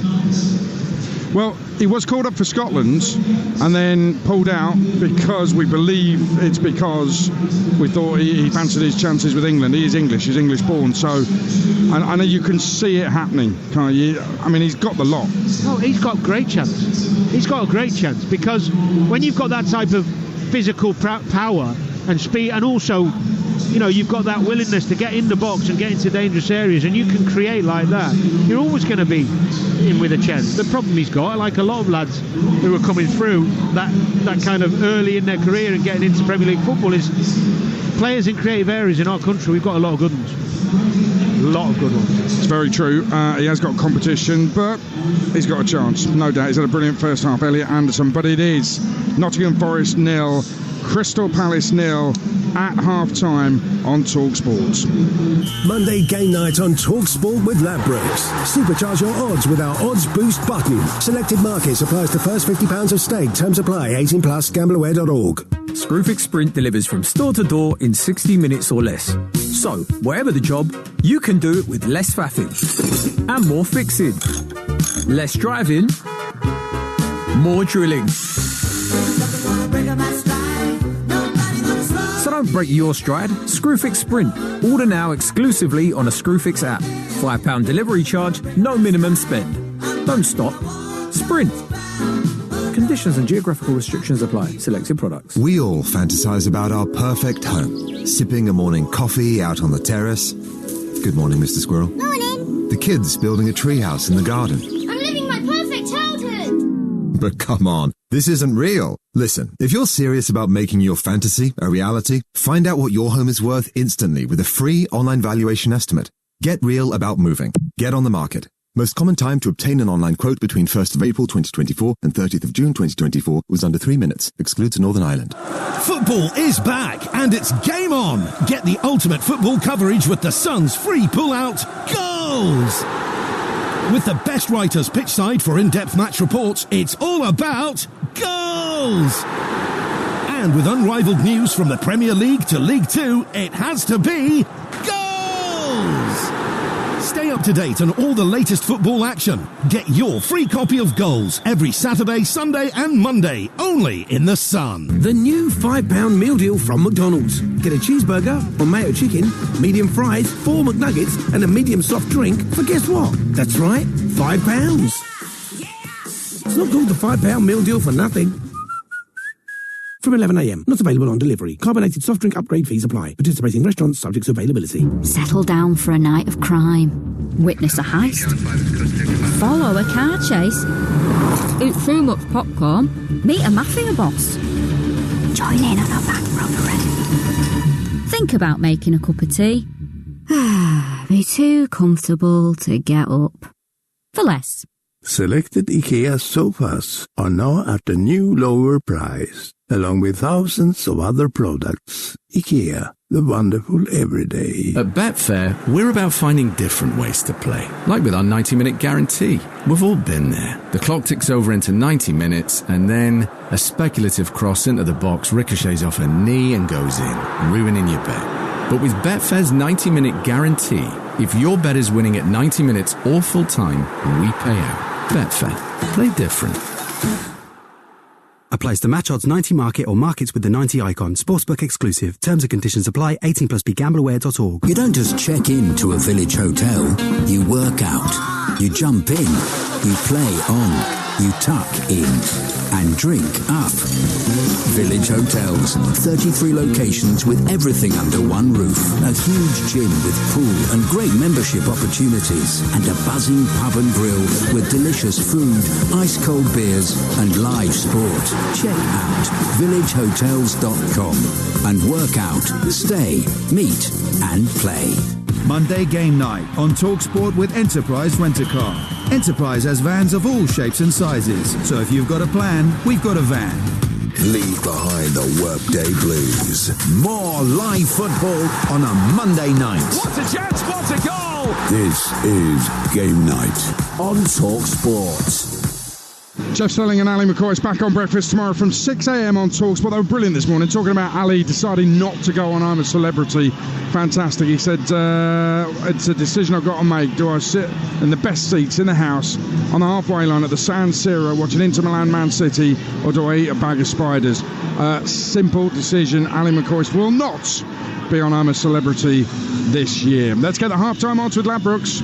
Odds update on Talksport with Ladbrokes. Get money back as a free bet up to £10 if one leg of your Football 5 Plus acca lets you down. Pre-match straight line accas only. Odds are 3-1 or greater. 18 plus gambleaware.org. So still Forest 0, Crystal Palace 0. Forest 15-8 to win. Palace 11-4. The draw 6-5. Callum Hudson-Odoi to score anytime 5-1. He's trying to get it on that right foot, isn't he? It's been price boosted to 11-2 now. Chris Wood to score next. He's come close. He's 5-1. That's the latest odds with Ladbrokes 18 plus. BeGambleAware.org. Odds update on Talksport with Ladbrokes. Supercharge your odds with our Odds Boost button. Selected markets applies to first £50 of stake. Terms apply. 18 plus. GambleAware.org. Waiting for the players to come out for the second half ahead of tomorrow night's game at Villa Park. Aston Villa against Bologna, live on Talksport. Unai Emery was asked whether he was thinking about the prospect of Villa winning 3 out of 3 games in the Champions League. I am only thinking how I can get tomorrow the best performances. The experiences, the play usually when you are playing important matches for the next days, when you are preparing it, the player they want to be ready and they want to hide in case they can have some small pain. It's very important how we are going to prepare the match for tomorrow, but at the beginning is how we are the players after the match we played on Saturday. But the priority is Premier League. And secondly, of course, is Champions League, to try to play competing and to play getting our way and, of course, be protagonists there. And we are starting in this way, but tomorrow is the new challenge. There you go, Unai Emery, Villa, Bologna, live on Talksport tomorrow night. Aston Villa's ground number 1 on the Durham lists of grounds, having done the 92. I don't know if you know, but I did the 92. Aston Villa was number 1. Villa fans are loving it. Why? Why what? Why? Why was he number one? Because it's brilliant. Why? No, just interested as in... Oh, the architecture is superb. I love the fact it's in a residential area. Fantastic history to it. There's nothing not to love about it. Those steps leading up to it, fantastic. No, it's a good one there. Yeah, remember that? Yeah. Well, everyone's got it. I think everyone has these feelings around stadiums for different reasons. Of course, subjective. Yeah, absolutely, on your memories, on your feelings when you've been there, you know. It's like, people accuse me of having Crystal Palace too low. My team got relegated there. I'm not going to put it top, am I? You know, it's a personal thing. It's not a design award. It's your own personal feelings about a stadium. Sam's looking at me gone out. Have you ever been to a ground as a fan? I mean, Selhurst Park quite a lot. But actually, I was looking at you like that because I was agreeing with you that Selhurst Park would be low, and I was reacting to the fans suggesting it should be high. That's why you're going to get it. That's why I was reacting. I mean, anyone who's sat in the Arthur Waite stand, anyone who's sat in the in the main stand there will know that it's not the best infrastructure. This is true. It's not a great ground. And when you get relegated there, it's even worse. So Villa Bologna, Champions League on Talksport tomorrow night. Leeds Watford on Talksport 2. Show comes live from Arsenal against Shakhtar Donetsk. Wednesday, 3 commentaries. Celtic away to Atalanta. Talksport 2 is a 5:45 game. That's followed by Man City against Sparta Prague. On Talksport Wednesday night, it's Leipzig against Liverpool. Thursday, Jose Mourinho's Fenerbahce take on Man United on Talksport in the evening. Talksport 2, it's Panathinaikos Chelsea, a tea-time kickoff, followed by Spurs against AZ Alkmaar. Friday morning, Sam Matterface and Alex Crook, who spend so much time together, they're getting married for tax reasons. Crook and Face are in Turkey in the morning for 10 till 1 on Talksport the morning after the United game. Can't wait for that. Murphy's in London, yeah. Let me tell you about the Youth Cup finals. I think it's really interesting. Chelsea's record in Youth Cup finals is phenomenal. You were talking about it in the first half. 2018 Youth Cup final, Chelsea beat Arsenal, who had Saka and Emile Smith-Rowe, 7-1 on aggregate. Wow. Hudson-Odoi and Mark Gay in the team. Conor Gallagher, Billy Gilmore, Reece James, Tariq Lamptey all in the team. 2017, the year before, Chelsea beat Lee Carsley's Man City team in the Youth Cup final 6-2 on aggregate. Trevor Chalobah, Hudson-Odoi, Gahey all playing. Phil Foden, Jadon Sancho played for City in that team. And 2016, Chalobah was in the Chelsea team that also beat City that year. Go back further than that, and they lost the final to Norwich City at Stamford Bridge, and they beat Manchester City in the previous year than that. So, I mean, it was a long period of dominance in Youth Cup football. And so many players, you're absolutely right, they've gone on to good professional careers, even at the lower levels. They may not have made it at Chelsea, but they've made it either EFL or in the Premier League. That's some academy to be proud of, no doubt. I think it's been a decent first half. Is the second half going to get better? Listen to the fans here at the City Grounds. Nottingham Forest 0, Crystal Palace 0, live and exclusive on Talksport in the Premier League. Here's your second half commentary team. Former England midfielder Danny Murphy alongside Sam Matterface. Yeah, and I went for going actually to a Youth Cup semi-final involving Norwich at Carrow Road and Nottingham Forest. And Nottingham Forest had a healthy contingent that year that went down with them, and they were always great occasions. Actually, one of the great things about the Youth Cup is that in the latter round you have to play it in the main stadium, which is good for the players. We're underway at the start of the second half, and Nottingham Forest shooting from right to left at the start of this second 45, and Crystal Palace left to right in those yellow jerseys, yellow shorts and yellow socks. It's the Garibaldi red of Nottingham Forest, white shorts and red socks that have possession of the football at this moment in time. No changes at half-time, so the teams look as they did at the end of the first half. Matt Sells is the goalkeeper. Aina, Milenkovic, Murillo and Moreno are the back four. Yates, Anderson and Dominguez.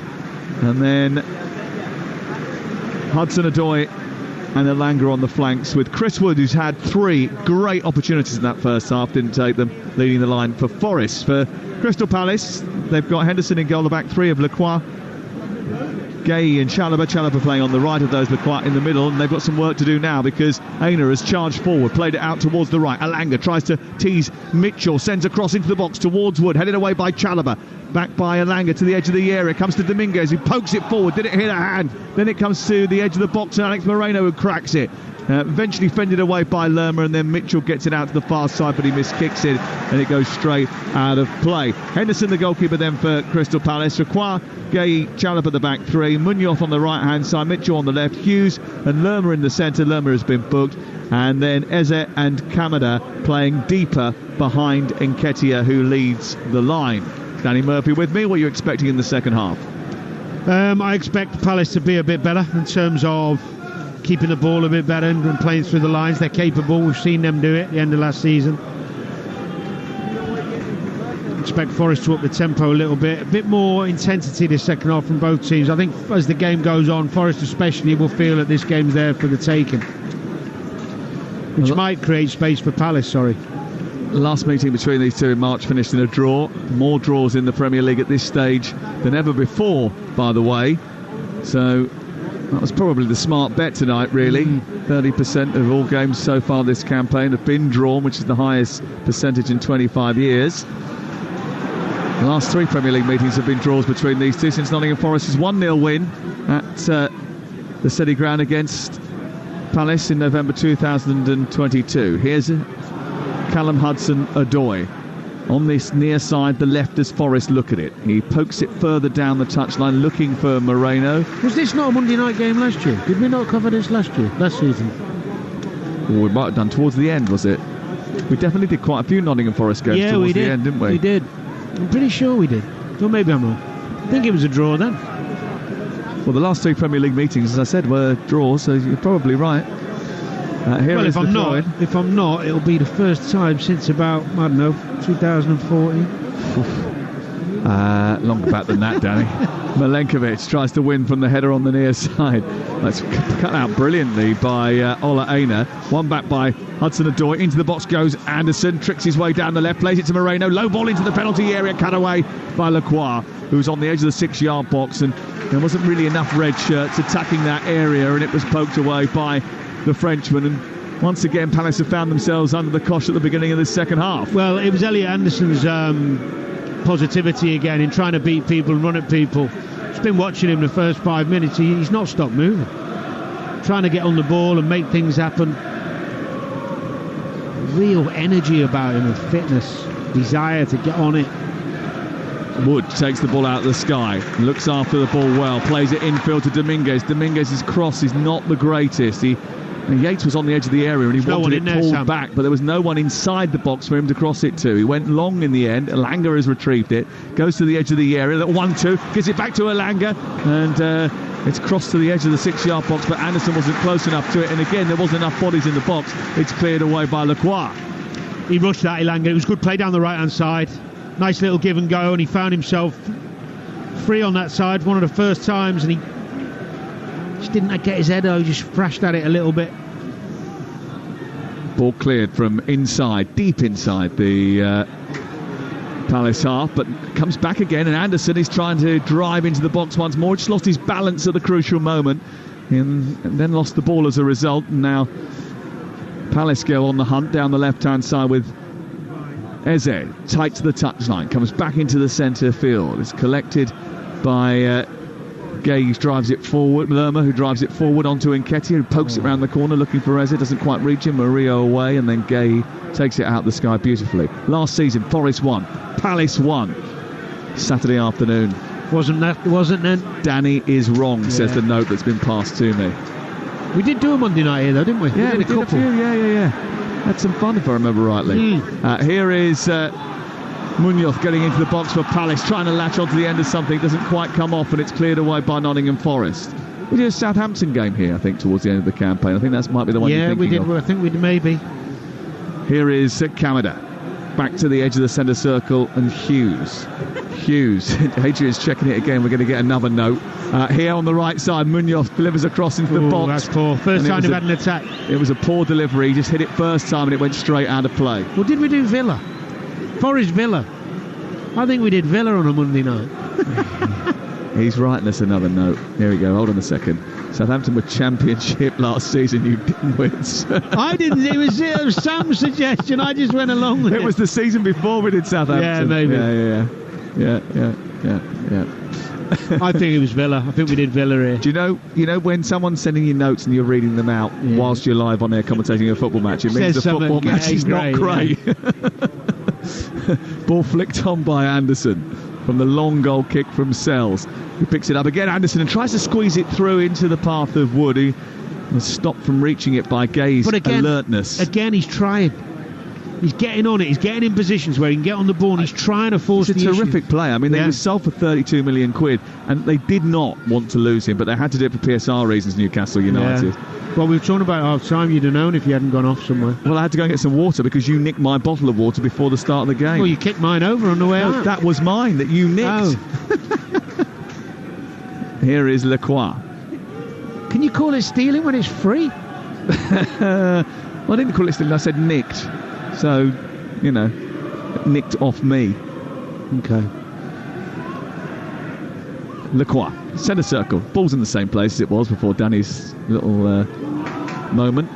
Munoz has it on the near touchline, right side, halfway up inside the Forest territory. Crosses the ball into the box. It's flicked by Nketiah. Comes back to Eze. Left-footed shot. Goalkeeper saves. Kamada misses from 3 yards out.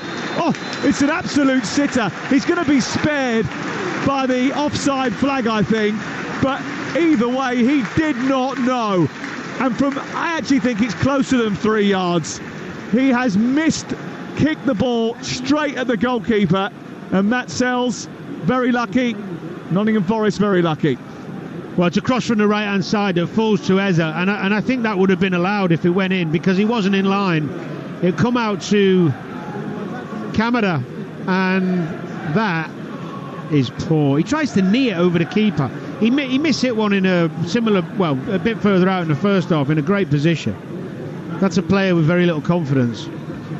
Well, Daichi Kamada, whose only goal came in the League Cup. He won the Europa League with Glasner at Eintracht Frankfurt. He's yet to really transition to English football with a similar sort of swagger and influence that he had in that team. Here's Nketiah. Murillo has timed his tackle. Nketiah's got away. He tees up Will Hughes, who strikes it against the defender. And it's cleared away by Nottingham Forest, but that was a good break by Palace, who went down the left-hand side with speed. Nketiah sucked in Murillo and went past him brilliantly with a little feint, and then pulled the ball back for Hughes on the edge of the penalty area.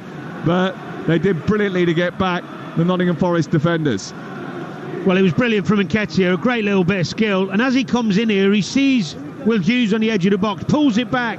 And if Hughes can get his head up just a little, pass it on one more, I think it was Munoz on the right-hand side for a tap-in, but he didn't have the vision to see the man coming on his right-hand side. Great opportunity. Oh, it was a good opportunity for Crystal Palace, who haven't won here since the year the Premier League was conceived. Bryan Adams released Everything I Do It For You in the Robin Hood film.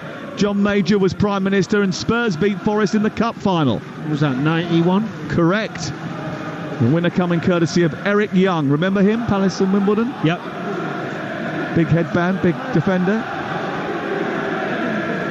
91. One of your golden years, Danny, I'm sure. I was only 14. Here is Dominguez. Back to Murillo. Murillo infield, finding Milenkovic. Out to the far side. Collected by Ola Aina, who trundles down the touchline. He's got Elanga alongside him, and then it's into Yates. Yates forward, Anderson on, and then down the right it goes to Elanga. He gets it back to Yates, who pushes it out wide towards the far side. Ola Aina kept it in. I think he thought he'd taken it out and then stopped almost, but it was allowed to play on. Elanga swept the ball from the other side towards Hudson-Odoi, who's on this left-hand side, getting to the edge of the penalty area, sets it back up to Dominguez, whose effort was... I'm not entirely sure that he was... It was a bit lazy, yeah. It was a good move. Poor effort on the edge of the box. Yeah, it was just a bit weak, wasn't it? A laboured effort. He just sort of dragged his foot at it, and it went straight into the arms of Henderson. And Palace have got it again. It's Nottingham Forest 0, Crystal Palace 0 on Talksport with Sky Sports. Don't forget you can stream the biggest Premier League games available on no contract with Now, like Nottingham Forest versus Crystal Palace, live right now. Search Now Sports. Was you surprised they got that 91? Danny, I'm never surprised with you, because as we've already established, you're very rarely wrong. Apart from if we're asking you what game it was that you were at. 1991. I think I'm a year younger than you, so I was 13. I'm good at 90s years normally because of FA Cup finals, because I remember them 80s and 90s. So 92 was... And then... but that wasn't the reason I got that 91. Right. It was the Bryan Adams song. Yeah. That surprises me. Well, I remember meeting a lovely young Danish girl on a trip to Denmark football tournament and having a slow dance with her to her. So did you? Yeah. Lives in the memory. I'm just leaving that hanging. Here's Lerma trying to nudge that forward. Offside flag is up against Munoz, who's mistimed his run again. What are you trying to say? You've never had a slow dance? Yeah, I've had a slow dance. I was going to say, yeah. But I'm never going to go dance again because guilty feet have got no rhythm. Burnley won. You were probably a book club or chess club or something. That Monday Night Football, by the way, that we did here, we think is September 2023. Here is Elanga down the right-hand side, looking for Ola Aina. It goes, just stop. It was Villa. It was Burnley, 1-1. Oh, that's right, Burnley, yeah. Same colour. That's nearly, isn't it? Kamada takes the ball off Yates, who is dawdling over on the far side.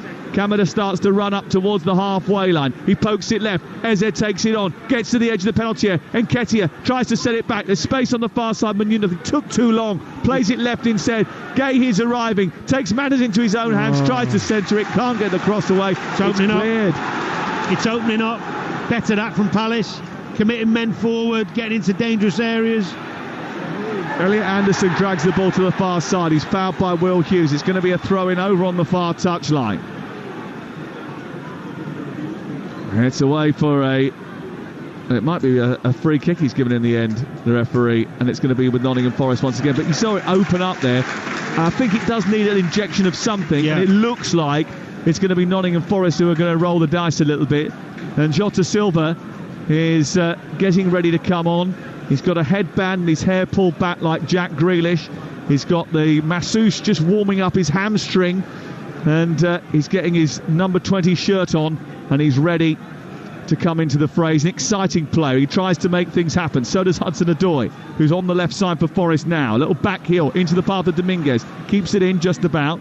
Went to set it back for Hudson-Odoi and has done that after good movement by the former Chelsea man. Collected on the edge of the box by Yates, who's dived on the floor inside the penalty area. Referees waved it away, and now a chance for Palace to break. Nketiah leading that charge. He's got the wrong side of Anderson. Anderson's brought him down. Free kick. The fans aren't happy. They thought they should have had a penalty at the other end. The yellow card has gone to Anderson for breaking a promising attack up as Nketiah looked to get away. Do you know what? They're having a pop at Yates, and rightly so. Do you know what? The more I watch him, I know he's got good qualities, but he goes over so easily, so often. He's not the only one, of course, but he just jumps and dives over him. Yellow card. He's done it 4-5. He's done it 3 or 4 times tonight. Well, you mentioned it in the first half, didn't you? I don't know why he does it though. It's so obvious, so deliberate. He was driving into the box there as well. Know. No need. Use your skill, get a shot off. And I think he actually ended up going down just before he got into the box as well, which is another reason not to do it. Anyway, free kick has been given for Crystal Palace at the other end. This is around about 15 yards from the edge of the box. It's a shade left of centre. Eze standing across it. And it's touched by Hughes back to him, and then Eze strikes it and hits the top of the crossbar, and the goalkeeper, I think, got a little hand to that as well, and he struck that from fully 30 yards, Eberechi Eze, and it had Matt Sells sprawling. Out for a corner it goes. What an effort. I mean, it's a great hand from the goalkeeper. Just seeing it on a slow-mo now. Oh, what a save. It's a great save. Tips it onto the crossbar. The crossbar rattles. And Nottingham Forest once again survive. Ball comes back to Hughes. Edge of the D is Eze. Striking it again. Straight down the throat of Sells. This time it's a yard over the top of the crossbar. But I think it took a deflection on the way through. It's going to be another Crystal Palace corner. He can't hit that first one any better. He's absolutely caught it beautifully. I'm not sure I've seen many better saves than that this season. I mean, it was such a good hit. It rattled the crossbar after the goalkeeper had got his glove to it. I mean, it must have hit it so hard, because even a save like that didn't really divert it too much, just enough to take it away from the goal. So close to the opener for Crystal Palace. 62 on the clock. Corner taken by Eze this time. To the edge of the area, where it's given to Hughes and then back to Eze. The ball diverted by the head of Yates out to the right flank, where it's retrieved by Munoz. And once again, those yellow shirts coming forward. And there's lots of them inside the box. And Munoz is trying to get round Ola Aina, who puts his body between man and ball, shepherds it out for a goal kick. And it is a goal kick away to our right-hand side. And it remains 0-0, but it almost nearly didn't. I mean, that was one of the efforts of the season so far. Here's the change then. And Anthony Elanga is being replaced. And on comes Jota Silva. Lively, confident, bit of X-factor. Sign from Victoria Guimarães. And he's poised to add a bit of Portuguese flair to the evening here. Oh, given away cheaply there by Moreno as they played out from the back, and then Hughes has faded the ball beautifully out to the left channel, where Eze has stumbled and fallen as he's brought it out of the sky. He's kept hold of it momentarily though, and then he's brushed off the ball by Milenkovic, and a chance maybe for Nottingham Forest to break. Jota Silva darts inside. Gay again just waits, picks his moment, pinches it, sends it clear. Forest have got it back. Gay's been so good in the game. Forest have it halfway under the lights at the City Ground. In from Moreno, out to the wide position, and Hudson-Odoi, who's tricking his way down the left side, delivers across deep to the far post. It's over the head of everyone, but Yates hasn't given up the chase, and he's taken it out to the corner flag, recycled it from the right side, the ball into the box by Aina, drops for Anderson, edge of the area, brings it down, runs across the edge of the 18-yard line, then stumbles, falls, gives it back to Hudson-Odoi, tries to work a shooting position, coming in on his right foot, gets to the edge of the D, that's blocked, the ball spills out towards this near side, and then across comes Murillo to keep it alive for Nottingham Forest. He wants them on the front foot. They want to get on the front foot. They want to force the issue here at home under the floodlights, where they haven't won since April. Ball back with Alex Moreno left side. Tries to send it into the path of Hudson-Odoi. Then it goes back to Anderson. Anderson finding Murillo. Murillo forward, and it's a poor ball which is straight to Lerma, and he turns it over, and then his ball forward is even worse, and it goes straight out to the far side, where Ola Aina will allow it to get to the touchline and give it back to his goalkeeper. Good spells for both sides, good reaction from Forest.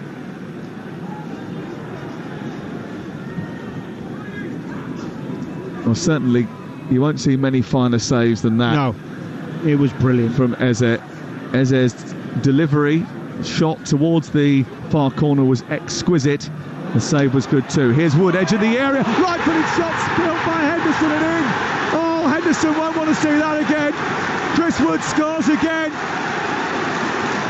and somehow, despite the fact that they've been under the cosh at the other end, Nottingham Forest have found the wood in the middle for the tricky trees.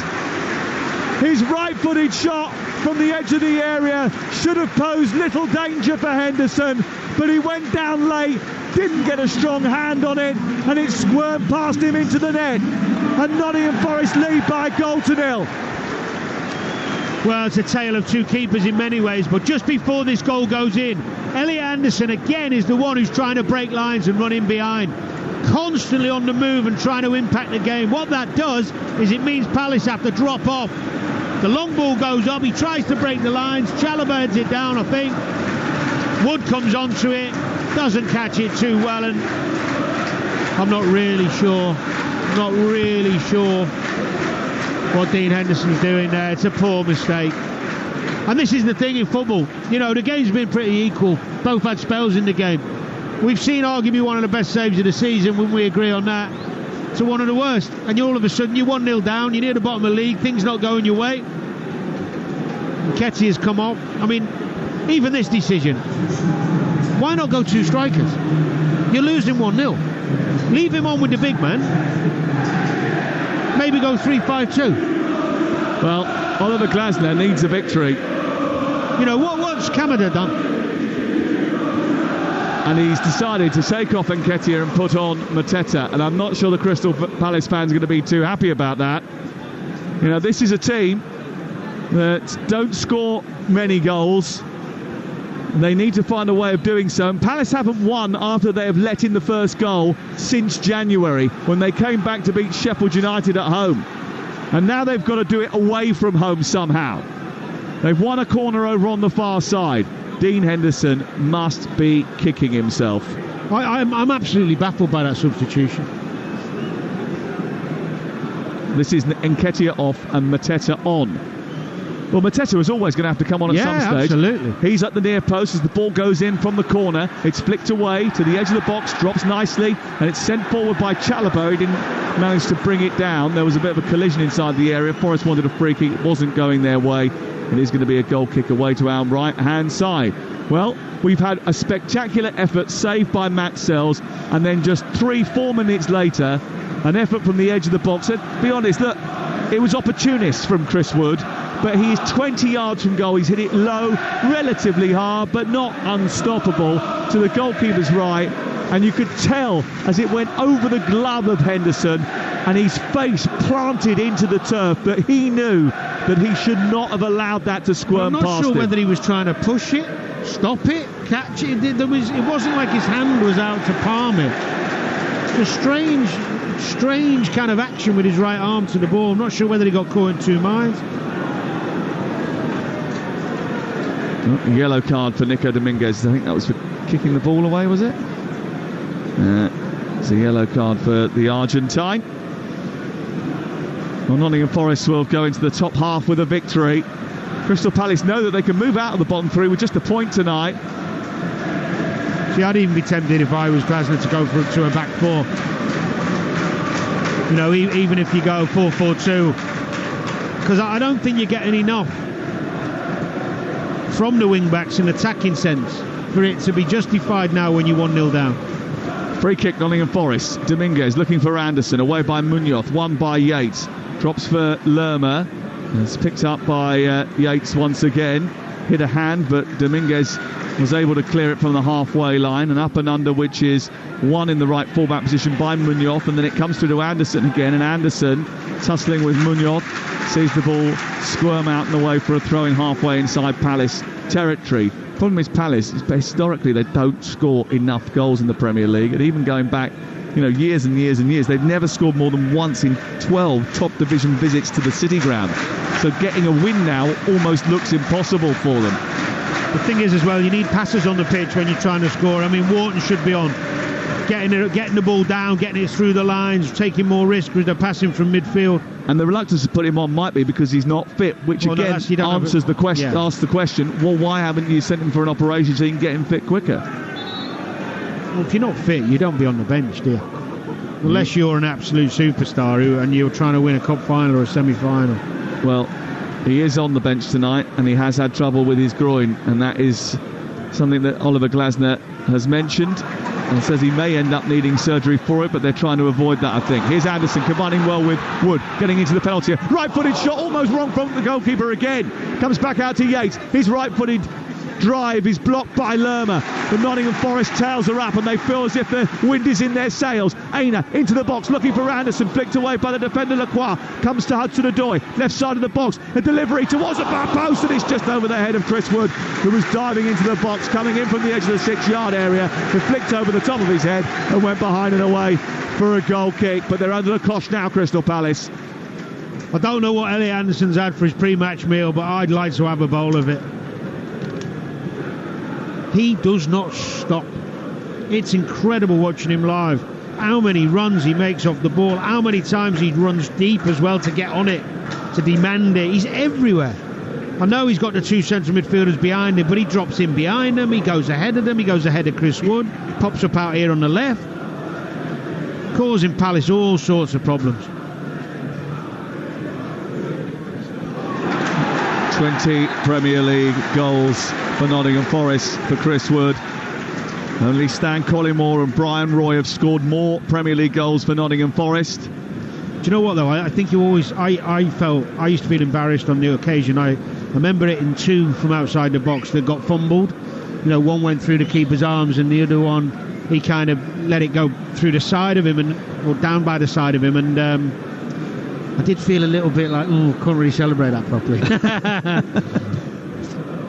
That wasn't quite as bad, but it's still a hell of a bad error, isn't it? Immediately you saw by his own reaction that he was so distraught by it that you knew it was a bad error. Gay trying to wrestle on the far side. It's Mr. Durham jinxing him earlier, wasn't it? Well, I didn't want to bring it up. Calling him the England number 1. He was the England number 1 the last Sunday. Of course, Jordan Pickford has been the England number 1 for pretty much most of the last, 7 or 8 years. Here's Myla Sarr about to come on for Crystal Palace, their summer signing, who is left on the bench today. But they've got to face a corner first for Nottingham Forest. Right-footed. The ball goes into Jota Silva. Goes up with Mateta for it. Mateta wins the header, heads it away only as far as the right corner of the area. It's whipped back in towards the far post. Punched away by Henderson. Drops for Hudson-Odoi. He then went to try and hit it. Decided to go out of the traffic because he was met by 2 yellow shirts rushing towards him. And he turns in the end and gives it all the way back to his goalkeeper, Matt Sells. He's got good feet, hasn't he? Really quick feet, Hudson-Odoi.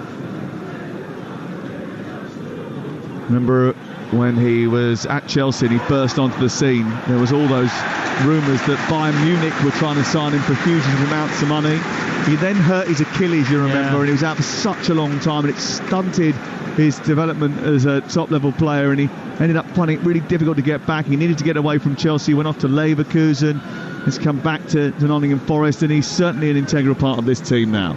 Jeffrey Schlupp also coming on for Crystal Palace, but again they've got a corner to deal with first of all, and it's taken by Anderson. A lovely delivery towards Yates, who gets up above his marker but gets under the ball and sends it over the top of the crossbar and out for a goal kick away to our left hand side. Schlupp and Sarr. Off comes Will Hughes, who is not the world's most popular man in Nottingham. And Tyreek Mitchell is coming off. So I take it that means that they're going to go to a back 4 with Chalobah at right back, Munoz at left back, 2 in midfield, Kamada and Lerma, with Schlupp and Eze as the wingers, and Sarr and Mateta up top. Yeah, looks that way.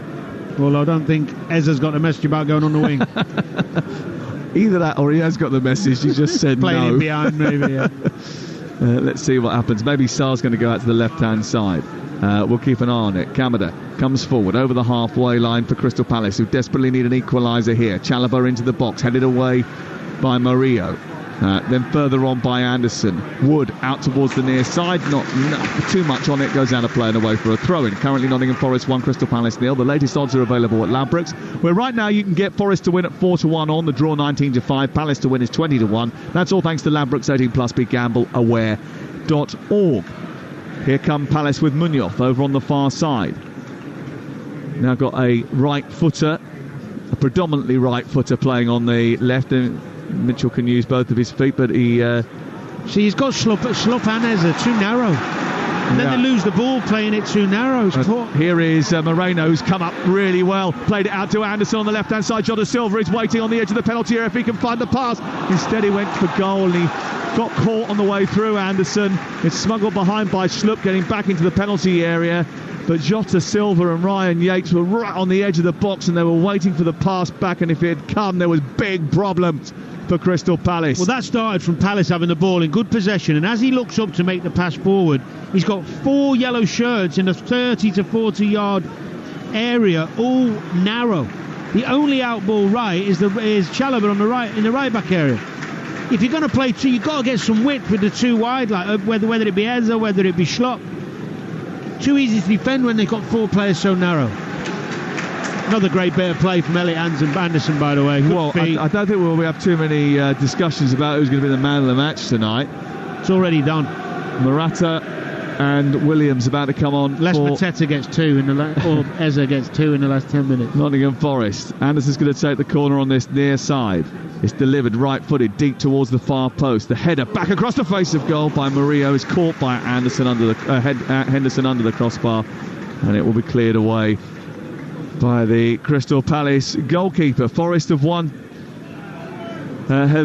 just one of 5 Premier League teams without a home win this season, the longest run without a Premier League home win since September 98 and April 1999. There was a sense of defiance and injustice around the place before the start of the game amongst the supporters. They're the latest to believe that everyone is against them. Issues surrounding the sending offs at Brighton. A lot of it's fueled by social media, but there's a little bit of fire fueled by the scheduling of the Leicester game that's upcoming on Friday night. They're East Midlands rivals. They feel as if this game and the Friday night game are too close together for it to be a fair fight. Here is Mateta trying to get in round the back of the Nottingham Forest defence. He's gone behind, and he didn't quite manage to get it under control. Forest next fixture, Leicester, on Fridays live on Talksport. Got 4 days. Yeah. Come on. West Ham, Newcastle, both at home, and then away to Arsenal after the international break. Palace got Tottenham at home next, Villa away in the League Cup, Wolves away, Fulham at home, Aston Villa away, and then Newcastle at home. They are in trouble at the moment with those fixtures. Elliot Anderson coming off, and Nico Williams and Morato coming on. And the other one to be withdrawn is Moreno. So I think that means that Williams will go to left back. Well, Moreno really can play. Morata can play left back, but he's going to go as a left centre half of a 3. Aina's going to go to right wing back, and I think Williams to left wing back. I think you're right. I think it makes sense. Palace have gone 4 up top, so rather than 4v4, he's gone 5v4. Sensible. Really good decision. Good tactical change. Yeah, Rui Pedro Silva is the assistant coach in communication totally all the time, apparently, with Nuno Espirito Santo. Here's Hudson-Odoi looking for Williams to make an immediate impact. Didn't quite manage to get the weight of the pass right, and it's cleared away by Crystal Palace. Kamada, who hasn't had the best of evenings, just hits the ball against Yates, but the ricochet bounces into Lerma's path. It's collected on the far side by Munoz, closed down by Jota Silva, and that ball repelled into Palace territory. See, now Nottingham Forest are in that situation where they're happy. They've got a team coming at them, and they're very good defensively. Yep. They can sit off in their low block, they don't press, they allow you to grab the ball, and then they time their interventions at the right time, and they think they've got the speed on the break. And also, when you... Mateta trying to get down the right side, Williams trying to get towards him, and the right-footed shot is straight into the goalkeeper's near post. He's already made a difference, Mateta. But also, as well, because you're winning the game, the fans are more okay with you doing it rather than starting that way. You know, at times here at the City Ground, they're going to find a little bit of a game of basketball against teams because the fans will urge them to go forward more quickly and press and leave themselves a bit more exposed. But now they're winning. That was a great little substitution. The change of tack, getting the back 5 against the Palace 4, rather than leaving it to chance and go 4v4 and just see who's going to score next. Mario giving the ball away again. Away. And it's happened a bit too often. Aston Villa Bologna tomorrow, by the way. Arsenal Shakhtar Donetsk is where Adrian will be tomorrow night. Leeds against Watford is on Talksport 2. Wednesday night, Atalanta against Celtic. Leipzig Liverpool is on Talksport. We'll have updates from Manchester City Prague as well. And that's also on Talksport 2. Thursday night, Fenerbahce against Manchester United in the Europa League. Friday night, Leicester against Forest. It's all go on Talksport all the time. Football. Wherever there's football, we will be there. Here is Mateta, right side, into the box, trying to squeeze it into a central area. Schlupp with an effort, and Sells comes out with another big hand up to his right to steer it round the post and keep the scoreline at Nottingham Forest 1, Palace 0. Excellent save from Jeffrey Schlupp. Quick taken corner, out to the far side. Eze trying to get to the byline, produces a cross, Murillo away, back in by Lerma, on the edge of the box, and then Jota Silva steals it, charges upfield, but Hudson-Odoi has got a head injury, and they want to get him treatment. Well, Matt Sells has done brilliantly. He was injured during the international break. They were a bit concerned that he wasn't going to make it today, but boy, are they delighted that he did. It's another great save. Mateta causing problems again. He pulls it back. I mean, it's not as good as the other one, but it's still a really strong hand, high and right. Just tries to guide it into that far corner. Is it a good save because it was an unexpected shot to be able to steer that towards the far corner with very little backlift? Actually, it might have taken him by surprise. It could have done, but he'll know. Well, I would imagine he'll know Schlupp left-footed quickly wants to try and do something. But it was still great reaction. Well, Hudson-Odoi is down here and he is in need of some treatment. He is moving, he's just tapping his head. He's tired, that's all. He's worked hard. He's doing the old, I've hurt myself, bring me off. We've all been there. Have you? Yeah. Especially when you're winning and you kind of legs are gone a little bit. Rather than say I'm tired, take a little whack on the head or whatever. You don't want to take the whack. What I'm saying is if it happens, then you go, do you know what? 5 minutes.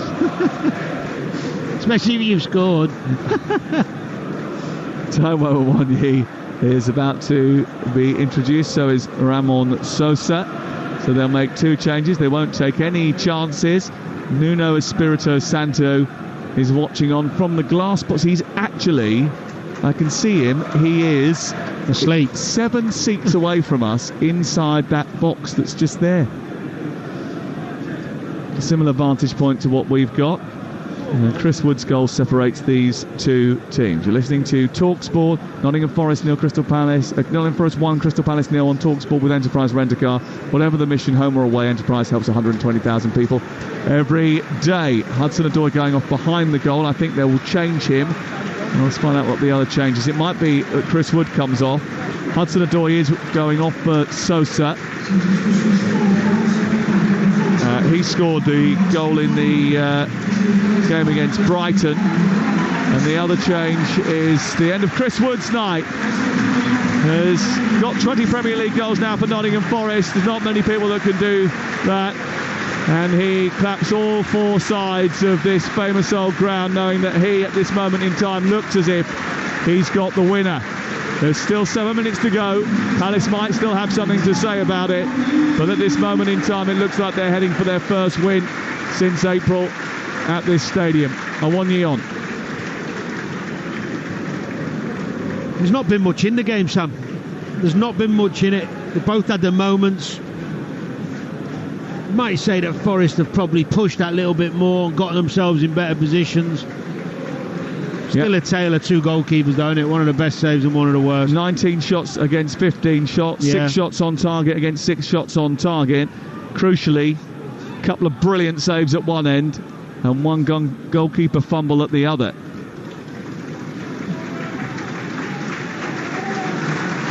I think over the piece, I think Nottingham Forest have edged it in terms of possession, intent, but then again, they're the home team. You would expect them to have a little bit more of that. Yeah, I mate, you're right. I think they've got themselves into better areas more often and more clear-cut chances, that's for sure. Here is Schlupp down the right side, centres the ball. Oh, that's not a great pass out to the near side, and Williams actually then sends the ball on down the left-hand side, and Awoniyi is on the chase. He gets into the wing position and then stops and gets to the box. He tries to take on the defender Lacroix, turns it back outside towards Williams. Williams gets it onto his right foot, wants to cross it, does that. Edge of the box is Yates. Yates chests it down and goes away from goal, keeps Nottingham Forest in possession, and they'll build again from the back. They didn't make the most of that ball down the left side. I wonder whether or not if it hadn't have hit the back of Awoniyi's head and went over his head, he would have raced onto it.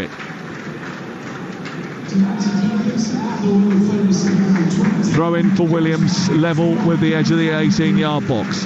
Oliver Glasner is going to make 1 last change. Here is Dominguez on to Sosa. Sosa gets it back. It's intelligent play by the Paraguayan. Back it goes to Murillo, then on to Morato. He tries to nudge it down the touchline, but across comes Schlupp and puts it out of play, and it's away for a throw into Nottingham Forest in that Garibaldi red and attacking the goal away to our left-hand side. Halfway between the halfway line and the goal away to our left, Williams throws it in. Sosa with his back to goal sort of shirks the ball. It bounces into Crystal Palace possession. They give it back through Munoz.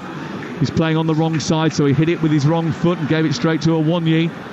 Jota Silva holds on to it, looks to try and turn, escapes the attentions of Munoz, gets into the box, he's being shackled, he sends a cross over the top of the first defender, Chalobah has to react, he comes back towards Sosa, it's helped by Awoniyi back to the edge of the area, and Williams keeps him going. Good play by Nottingham Forest. Sosa's got it back again, tries to feed Williams down the left side of the box, shackled by Lacroix, it goes out for a throw-in on this near side. Asher Agbinoni is about to come on for a Premier League debut. And this is a real sign of desperation. He's only 19 years of age. It's his debut tonight, wearing the number 64, Agbinoni. Well thought of, but this is a big stage to make your debut in.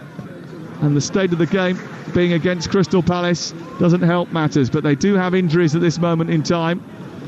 Keeping the ball really. Here's Williams down the left-hand side. Morato started the move. Sosa trying to bend it in the corner. Blocked by Lacroix. Comes back out to the edge of the area. Jota Silva keeps it alive. They're keeping Palace penned in inside their own final third. And Munoz gets in front of Aina, tucks it out for a throw-in down by the corner flag, and the pressure continues from Nottingham Forest as we enter minute 88.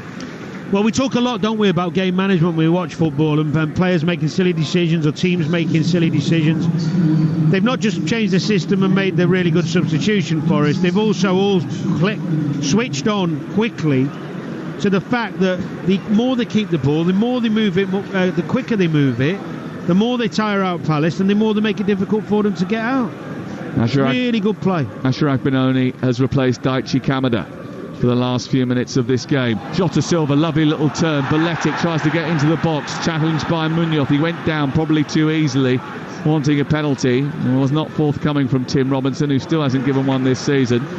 But the ball is broken kindly on the far side for Ismail Assar. He's fed Agbinoni, who drives towards the left edge of the box, needs to find a pass now, does that, finds Eze with the strike, blocked by the advancing Dominguez, and the ball breaks to the halfway line. It's a foot race between Lacroix and Awoniyi, and across comes Lacroix and just about hoofs it into the stand because he was under so much pressure from the stomping feet of the former Union Berlin striker.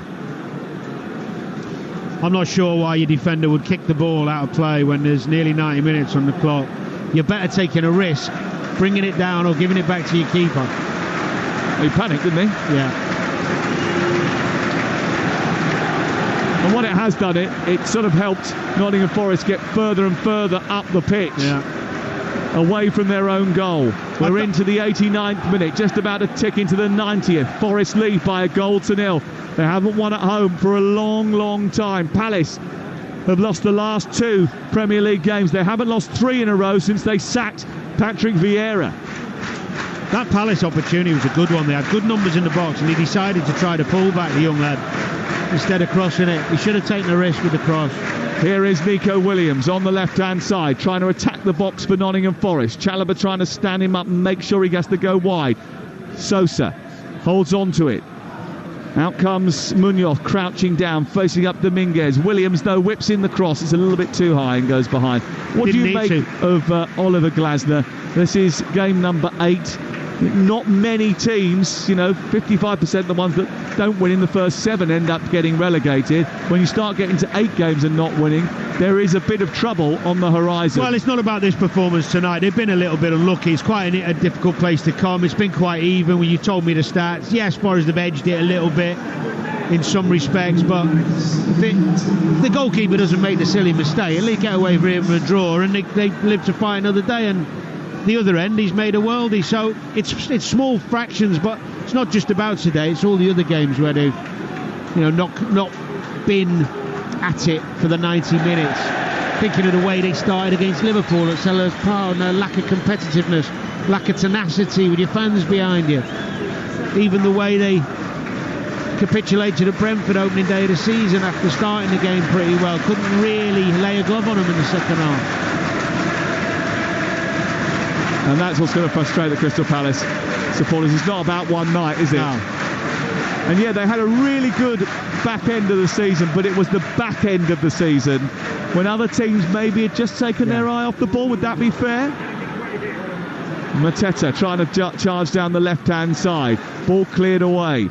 certainly I think he's coming under a little bit of scrutiny, Oliver Glasner, now. Absolutely. Lerma picking the ball up, shooting from distance, poor decision. What is he the ball's doing? ricocheted into Awoniyi, and he's done well to hold it up. Luckily for Palace, Trevor Chalobah was there to rescue Lerma, who had made a bad error. It's worked out wide.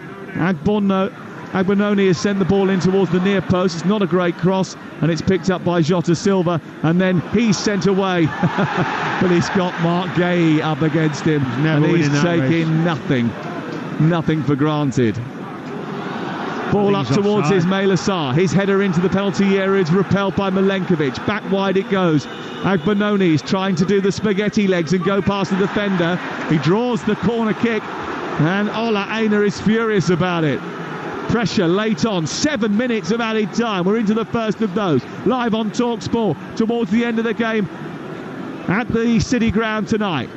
Nottingham Forest on the verge of their first win at home this season. This will mean they go up into the top half of the table. Here's the cross from the corner by Eze. In towards the centre of the goal. Pushed away. Comes back to Agbononi. His effort is not clean. It's cleared away by Nottingham Forest. They don't quite get out, and then the ball forward by Munoz is a tired one. Lazy. Roman Sosa heads it into the open half of the pitch, which has got no red shirts in it.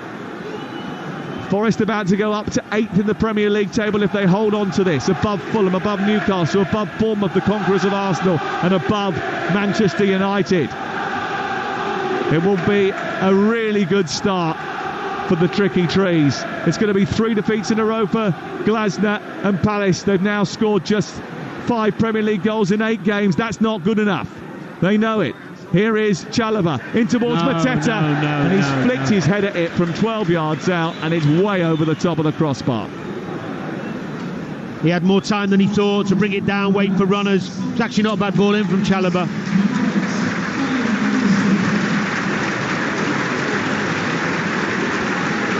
Well, the last few minutes going to be painful for Oliver Glasner. Chris Wood's goal at this moment in time is the only thing that separates them on the scoreboard, but there's going to be a huge gulf in terms of where they are in the table. And if you look at the table as it stands at this moment, those bottom 4 are getting a little bit detached from those above them. Ipswich, Palace, Southampton and Wolves, they're quite away now from Everton. There's 4 points between Ipswich and Everton, 5 points between Palace and Everton. That's a concern at this stage of the season, just 8 games in. I think it's a big concern because it doesn't seem at the moment like he's got his best 11 or even the right balanced formation to give them enough opportunities to score goals. It's all well and good playing with a back 5, but if he doesn't give you an advantage in winning some games and getting forward, you know, back 3 or a back 5 is generally a formation played by teams who are struggling to defend well and concede a lot of goals. Ball is out of play. Crystal Palace have it, but it's down by their own corner flag, deep inside their own territory by the right full-back position, and Forest have hemmed them in, and they've won the ball back again. A free kick has been given because Munoz has dived in on a challenge. Sosa's gone down, and it's given Nottingham Forest an excuse to waste a few more precious seconds. 95 on the clock. Ridiculous tackle from... He's tired, yes, I get it. He's frustrated, I get it. But you've got 3 minutes. You've got to win the ball back and get up the other end. Munoz is the one who goes into the referee's notebook, and Tim Robinson is saying, look, I've tried to book you and you've walked away from me. If you keep doing that, there's going to be further trouble for you. Eventually, he's called him over and he's given the yellow card. He's getting frustrated there, Tim Robinson. And you don't want to do that at the end of a game. Get yourself in double trouble. Dominguez takes the free kick, short and out to the near touchline. Again, they take it right tight to the touchline and try and waste a few more precious seconds. Keep possession well, deep inside Palace territory. All the time it's up here. They can't be caused problems at the other end. Sosa tricking his way further down the left-hand side. Munoz trying to tuck it behind. It goes out for a goal kick away to our left-hand side. And Palace have got to get the ball up the other end. We've played 96 minutes. There's 1 more minute of added time. We're in the last few seconds of this encounter. A first one in 4 for Forest is going to be music to the ears of the Forest fans. Can they get over the line? Hoofed upfield by Lacroix, headed away by Milenkovic, picked up by Jota Silva. Across goes Schlupp to try and engage. He puts it out. It's away for a Nottingham Forest throw. And a few more Nottingham Forest supporters are accepting of the situation. They believe the ball is going to remain with them. They believe they're going to get over the line and the job is going to be done. And they believe that they're going to inflict another defeat on Crystal Palace. This ground has not seen a Palace win since 1991 in the top flight. It's going to be a very poor start to the season for Crystal Palace. The last time they started a campaign this bad, they were relegated. They do not want to suffer that same fate. Steve Parish doesn't tolerate the idea of dropping out of the Premier League. That is not on his agenda. Here is Dominguez winning the ball. There's 3 against 1 in Forest's favour. They can kill it now. And Jota Silva is running forward. He's took too many touches. He's left it for Williams now, but Williams is just going to take it to safety, and it's going to go out on the far side. They didn't kill it when they had the chance. They didn't need to. Forest fans celebrate their first home win in the Premier League in 202 days, and it's a result that leaves Oliver Glasner glassy-eyed. The Eagles get their wings clipped by the tricky trees, and their wait for a first win of the season goes on and on and on. Chris Wood with a key moment. Dean Henderson will not want to see again. It's a night that takes Forest into the top 10 and leaves Glasner in the bottom 3. There's trouble at the Palace. It's their worst start to a season in 31 years. It's finished. Nottingham Forest 1, Crystal Palace 0. And everyone in the technical area for Nottingham Forest turned around, pointed up to Nuno and said, yep, we've gone and done it for you. We've got you the win. And boy, are these fans absolutely loving it. Players loving it as well. And I think, yeah, the stats said it was fairly even, but I think Nottingham Forest had quite a bit of control, especially in that second half. Yeah, the keeper's made a couple of saves, but I think Forest had a bit more control than maybe the stats would suggest. And at the end of it all, Danny Murphy, Nottingham Forest have got the only goal of the game. They've got the win. So it's going to raise questions about Crystal Palace. 8 games, no wins. They've only scored 5 goals in those 8 games. And I wonder how long before they have a board meeting wondering if they should bring back Roy Hodgson. This has been a terrible start for Crystal Palace. It really has. I mean, I feel for the goalie, Henderson. I mean, yeah, it's a poor mistake, but for his teammates, he's going to feel bad for them because they worked really hard tonight to try and get a result. And it was tight. I agree with what you just said about Forest being a bit better, but they did graft. They played for the manager there. And the big thing, Aid, is watching them there and seeing a couple of games early in the season is they're really not making enough chances to win games. They're not getting enough men in high up positions. They're not getting the ball in the box with any real quality. Their best chances were long-range shots tonight. 2 wonderful long-range shots, but that was it, really. They've got to get higher up the pitch and take a few more risks. He's got to change the system, I think. It's too negative. It's too negative. Like the 3 at the back has got to go 4. I think so, because even in the middle of the park, really, they don't have someone who's getting past the front men. Elliot Anderson, I know I eulogised about him earlier, but I'll repeat it. This lad, he's going deep to get on it, to get some passes, to get them playing. Then they get a bit of confidence. He's running in behind Chris Wood. He's popping up on the left wing. He's dribbling into the box. He's getting crosses in the box. He's dribbling. He's trying to impact the game and win football matches for his team. He's trying to score and produce goals. The Palace midfield's all not got that in there. And when you've got 5 at the back and 3 midfield lads who don't look like scoring a goal, it's hard to rely on 1 or 2 others. There's not enough men high up the pitch to affect the game for Palace. Yeah, they're struggling to score, and Danny Murphy's just dissected why. The players are making their way down the tunnel just in front of us here, the Forest players and the Palace players. The Palace players have been over to their fans who've travelled up the M1 to the game and seen their team beaten again. But I can tell you that Dean Henderson was down the tunnel much earlier, stripping off his gloves. He was walking down there with the sub-Palace keeper, Remy Matthews, clearly not happy. Within himself, Danny, he knows that he has fundamentally cost his team a point here tonight. They've lost the game because he didn't do his job properly. Life of a goalkeeper. He knows he's better than that. I think when he looks back at it, the one thing I'm struggling with when I saw it go in is what he was trying to do.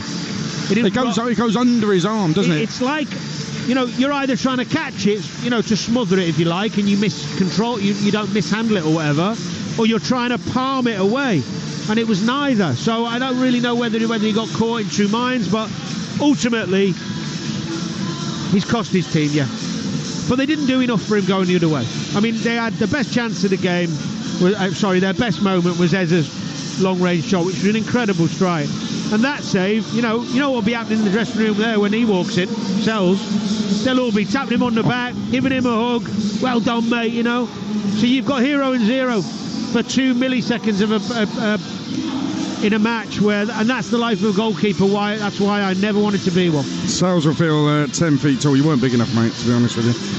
Palace in the bottom 3, and Nottingham Forest go into the top half of the table. Listen, they've won at Liverpool this season, Danny. We'll talk about individuals in a moment when we do man of the match, but 3 wins from the first 8. Can I listen? We all make predictions at the start of the season. I think it was your friend Andy Goldstein said Forest are going to go down this season. Am I right in saying Sam Matterface said Forest to go down as well? Is that right? I said it on the All Access podcast before the start of the season.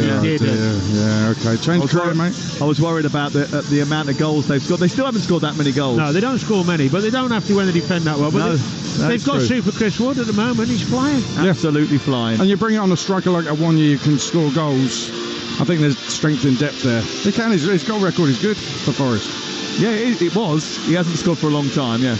I think the thing Forest have got is a group of players who are all very happy working their proverbials off without the ball. Absolutely, and that's like we mentioned it in the first half. The problem that they had in the first half was that Palace wanted to play them at their own game. In the second half, especially once they took the lead, they worked out after 20 minutes. They did, and I think you were right what you said, and I sort of alluded to that in the game. I thought there was a greater degree of control about Nottingham Forest. Yeah, they're not going to get relegated, but Crystal Palace, they're in trouble. They're in a fight. They are very much in trouble. We'll focus on Forest for the time being. Time now for us to pick our man of the match with Enterprise Rent-A-Car. Man of the match on Talksport with Enterprise Rent-A-Car. Whatever the mission, home or away, Enterprise helps over 120,000 people every day. Well, I'm pretty sure we know who the man of the match is going to be. Sam mentioned during the commentary that it was fairly cut and dried. So Danny Murphy, who gets your vote? Well, it's obviously Elliot Anderson. I've seen Forest play a few times, seen him play and been impressed, but you never quite see it properly till you're in the flesh. And watching him firsthand, really impressed. And it's stuff you see when you're watching highlights. You don't necessarily see it. Even when you're watching a game on telly, you don't see it. Here live, you can see everything about his game. Do you know what it was for me? It's not just being super fit and energetic, because a lot of players are fit and energetic, but it's the use of his energy. So when the game is tight and there's no spaces, he's dropping in to get on it and keep it moving, and then the game gets a bit stretched and there's a couple of long balls gone up because because they have to clear balls sometimes, not always controlled play. Bam, he's up and he's running in behind the forwards to try and get flick-ons or little knockdowns. And then when he does get high up the pitch, he's not always looking sideways and back to give someone else to take the responsibility, saying it's going to be me. And he made mistakes, but he doesn't mind making mistakes, and that's the sign of a top quality player. Yeah, there's a lot of quality from Elliot Anderson. It's a joy to watch tonight. That's why he's our man of the match from today's game with Enterprise Rent-A-Car.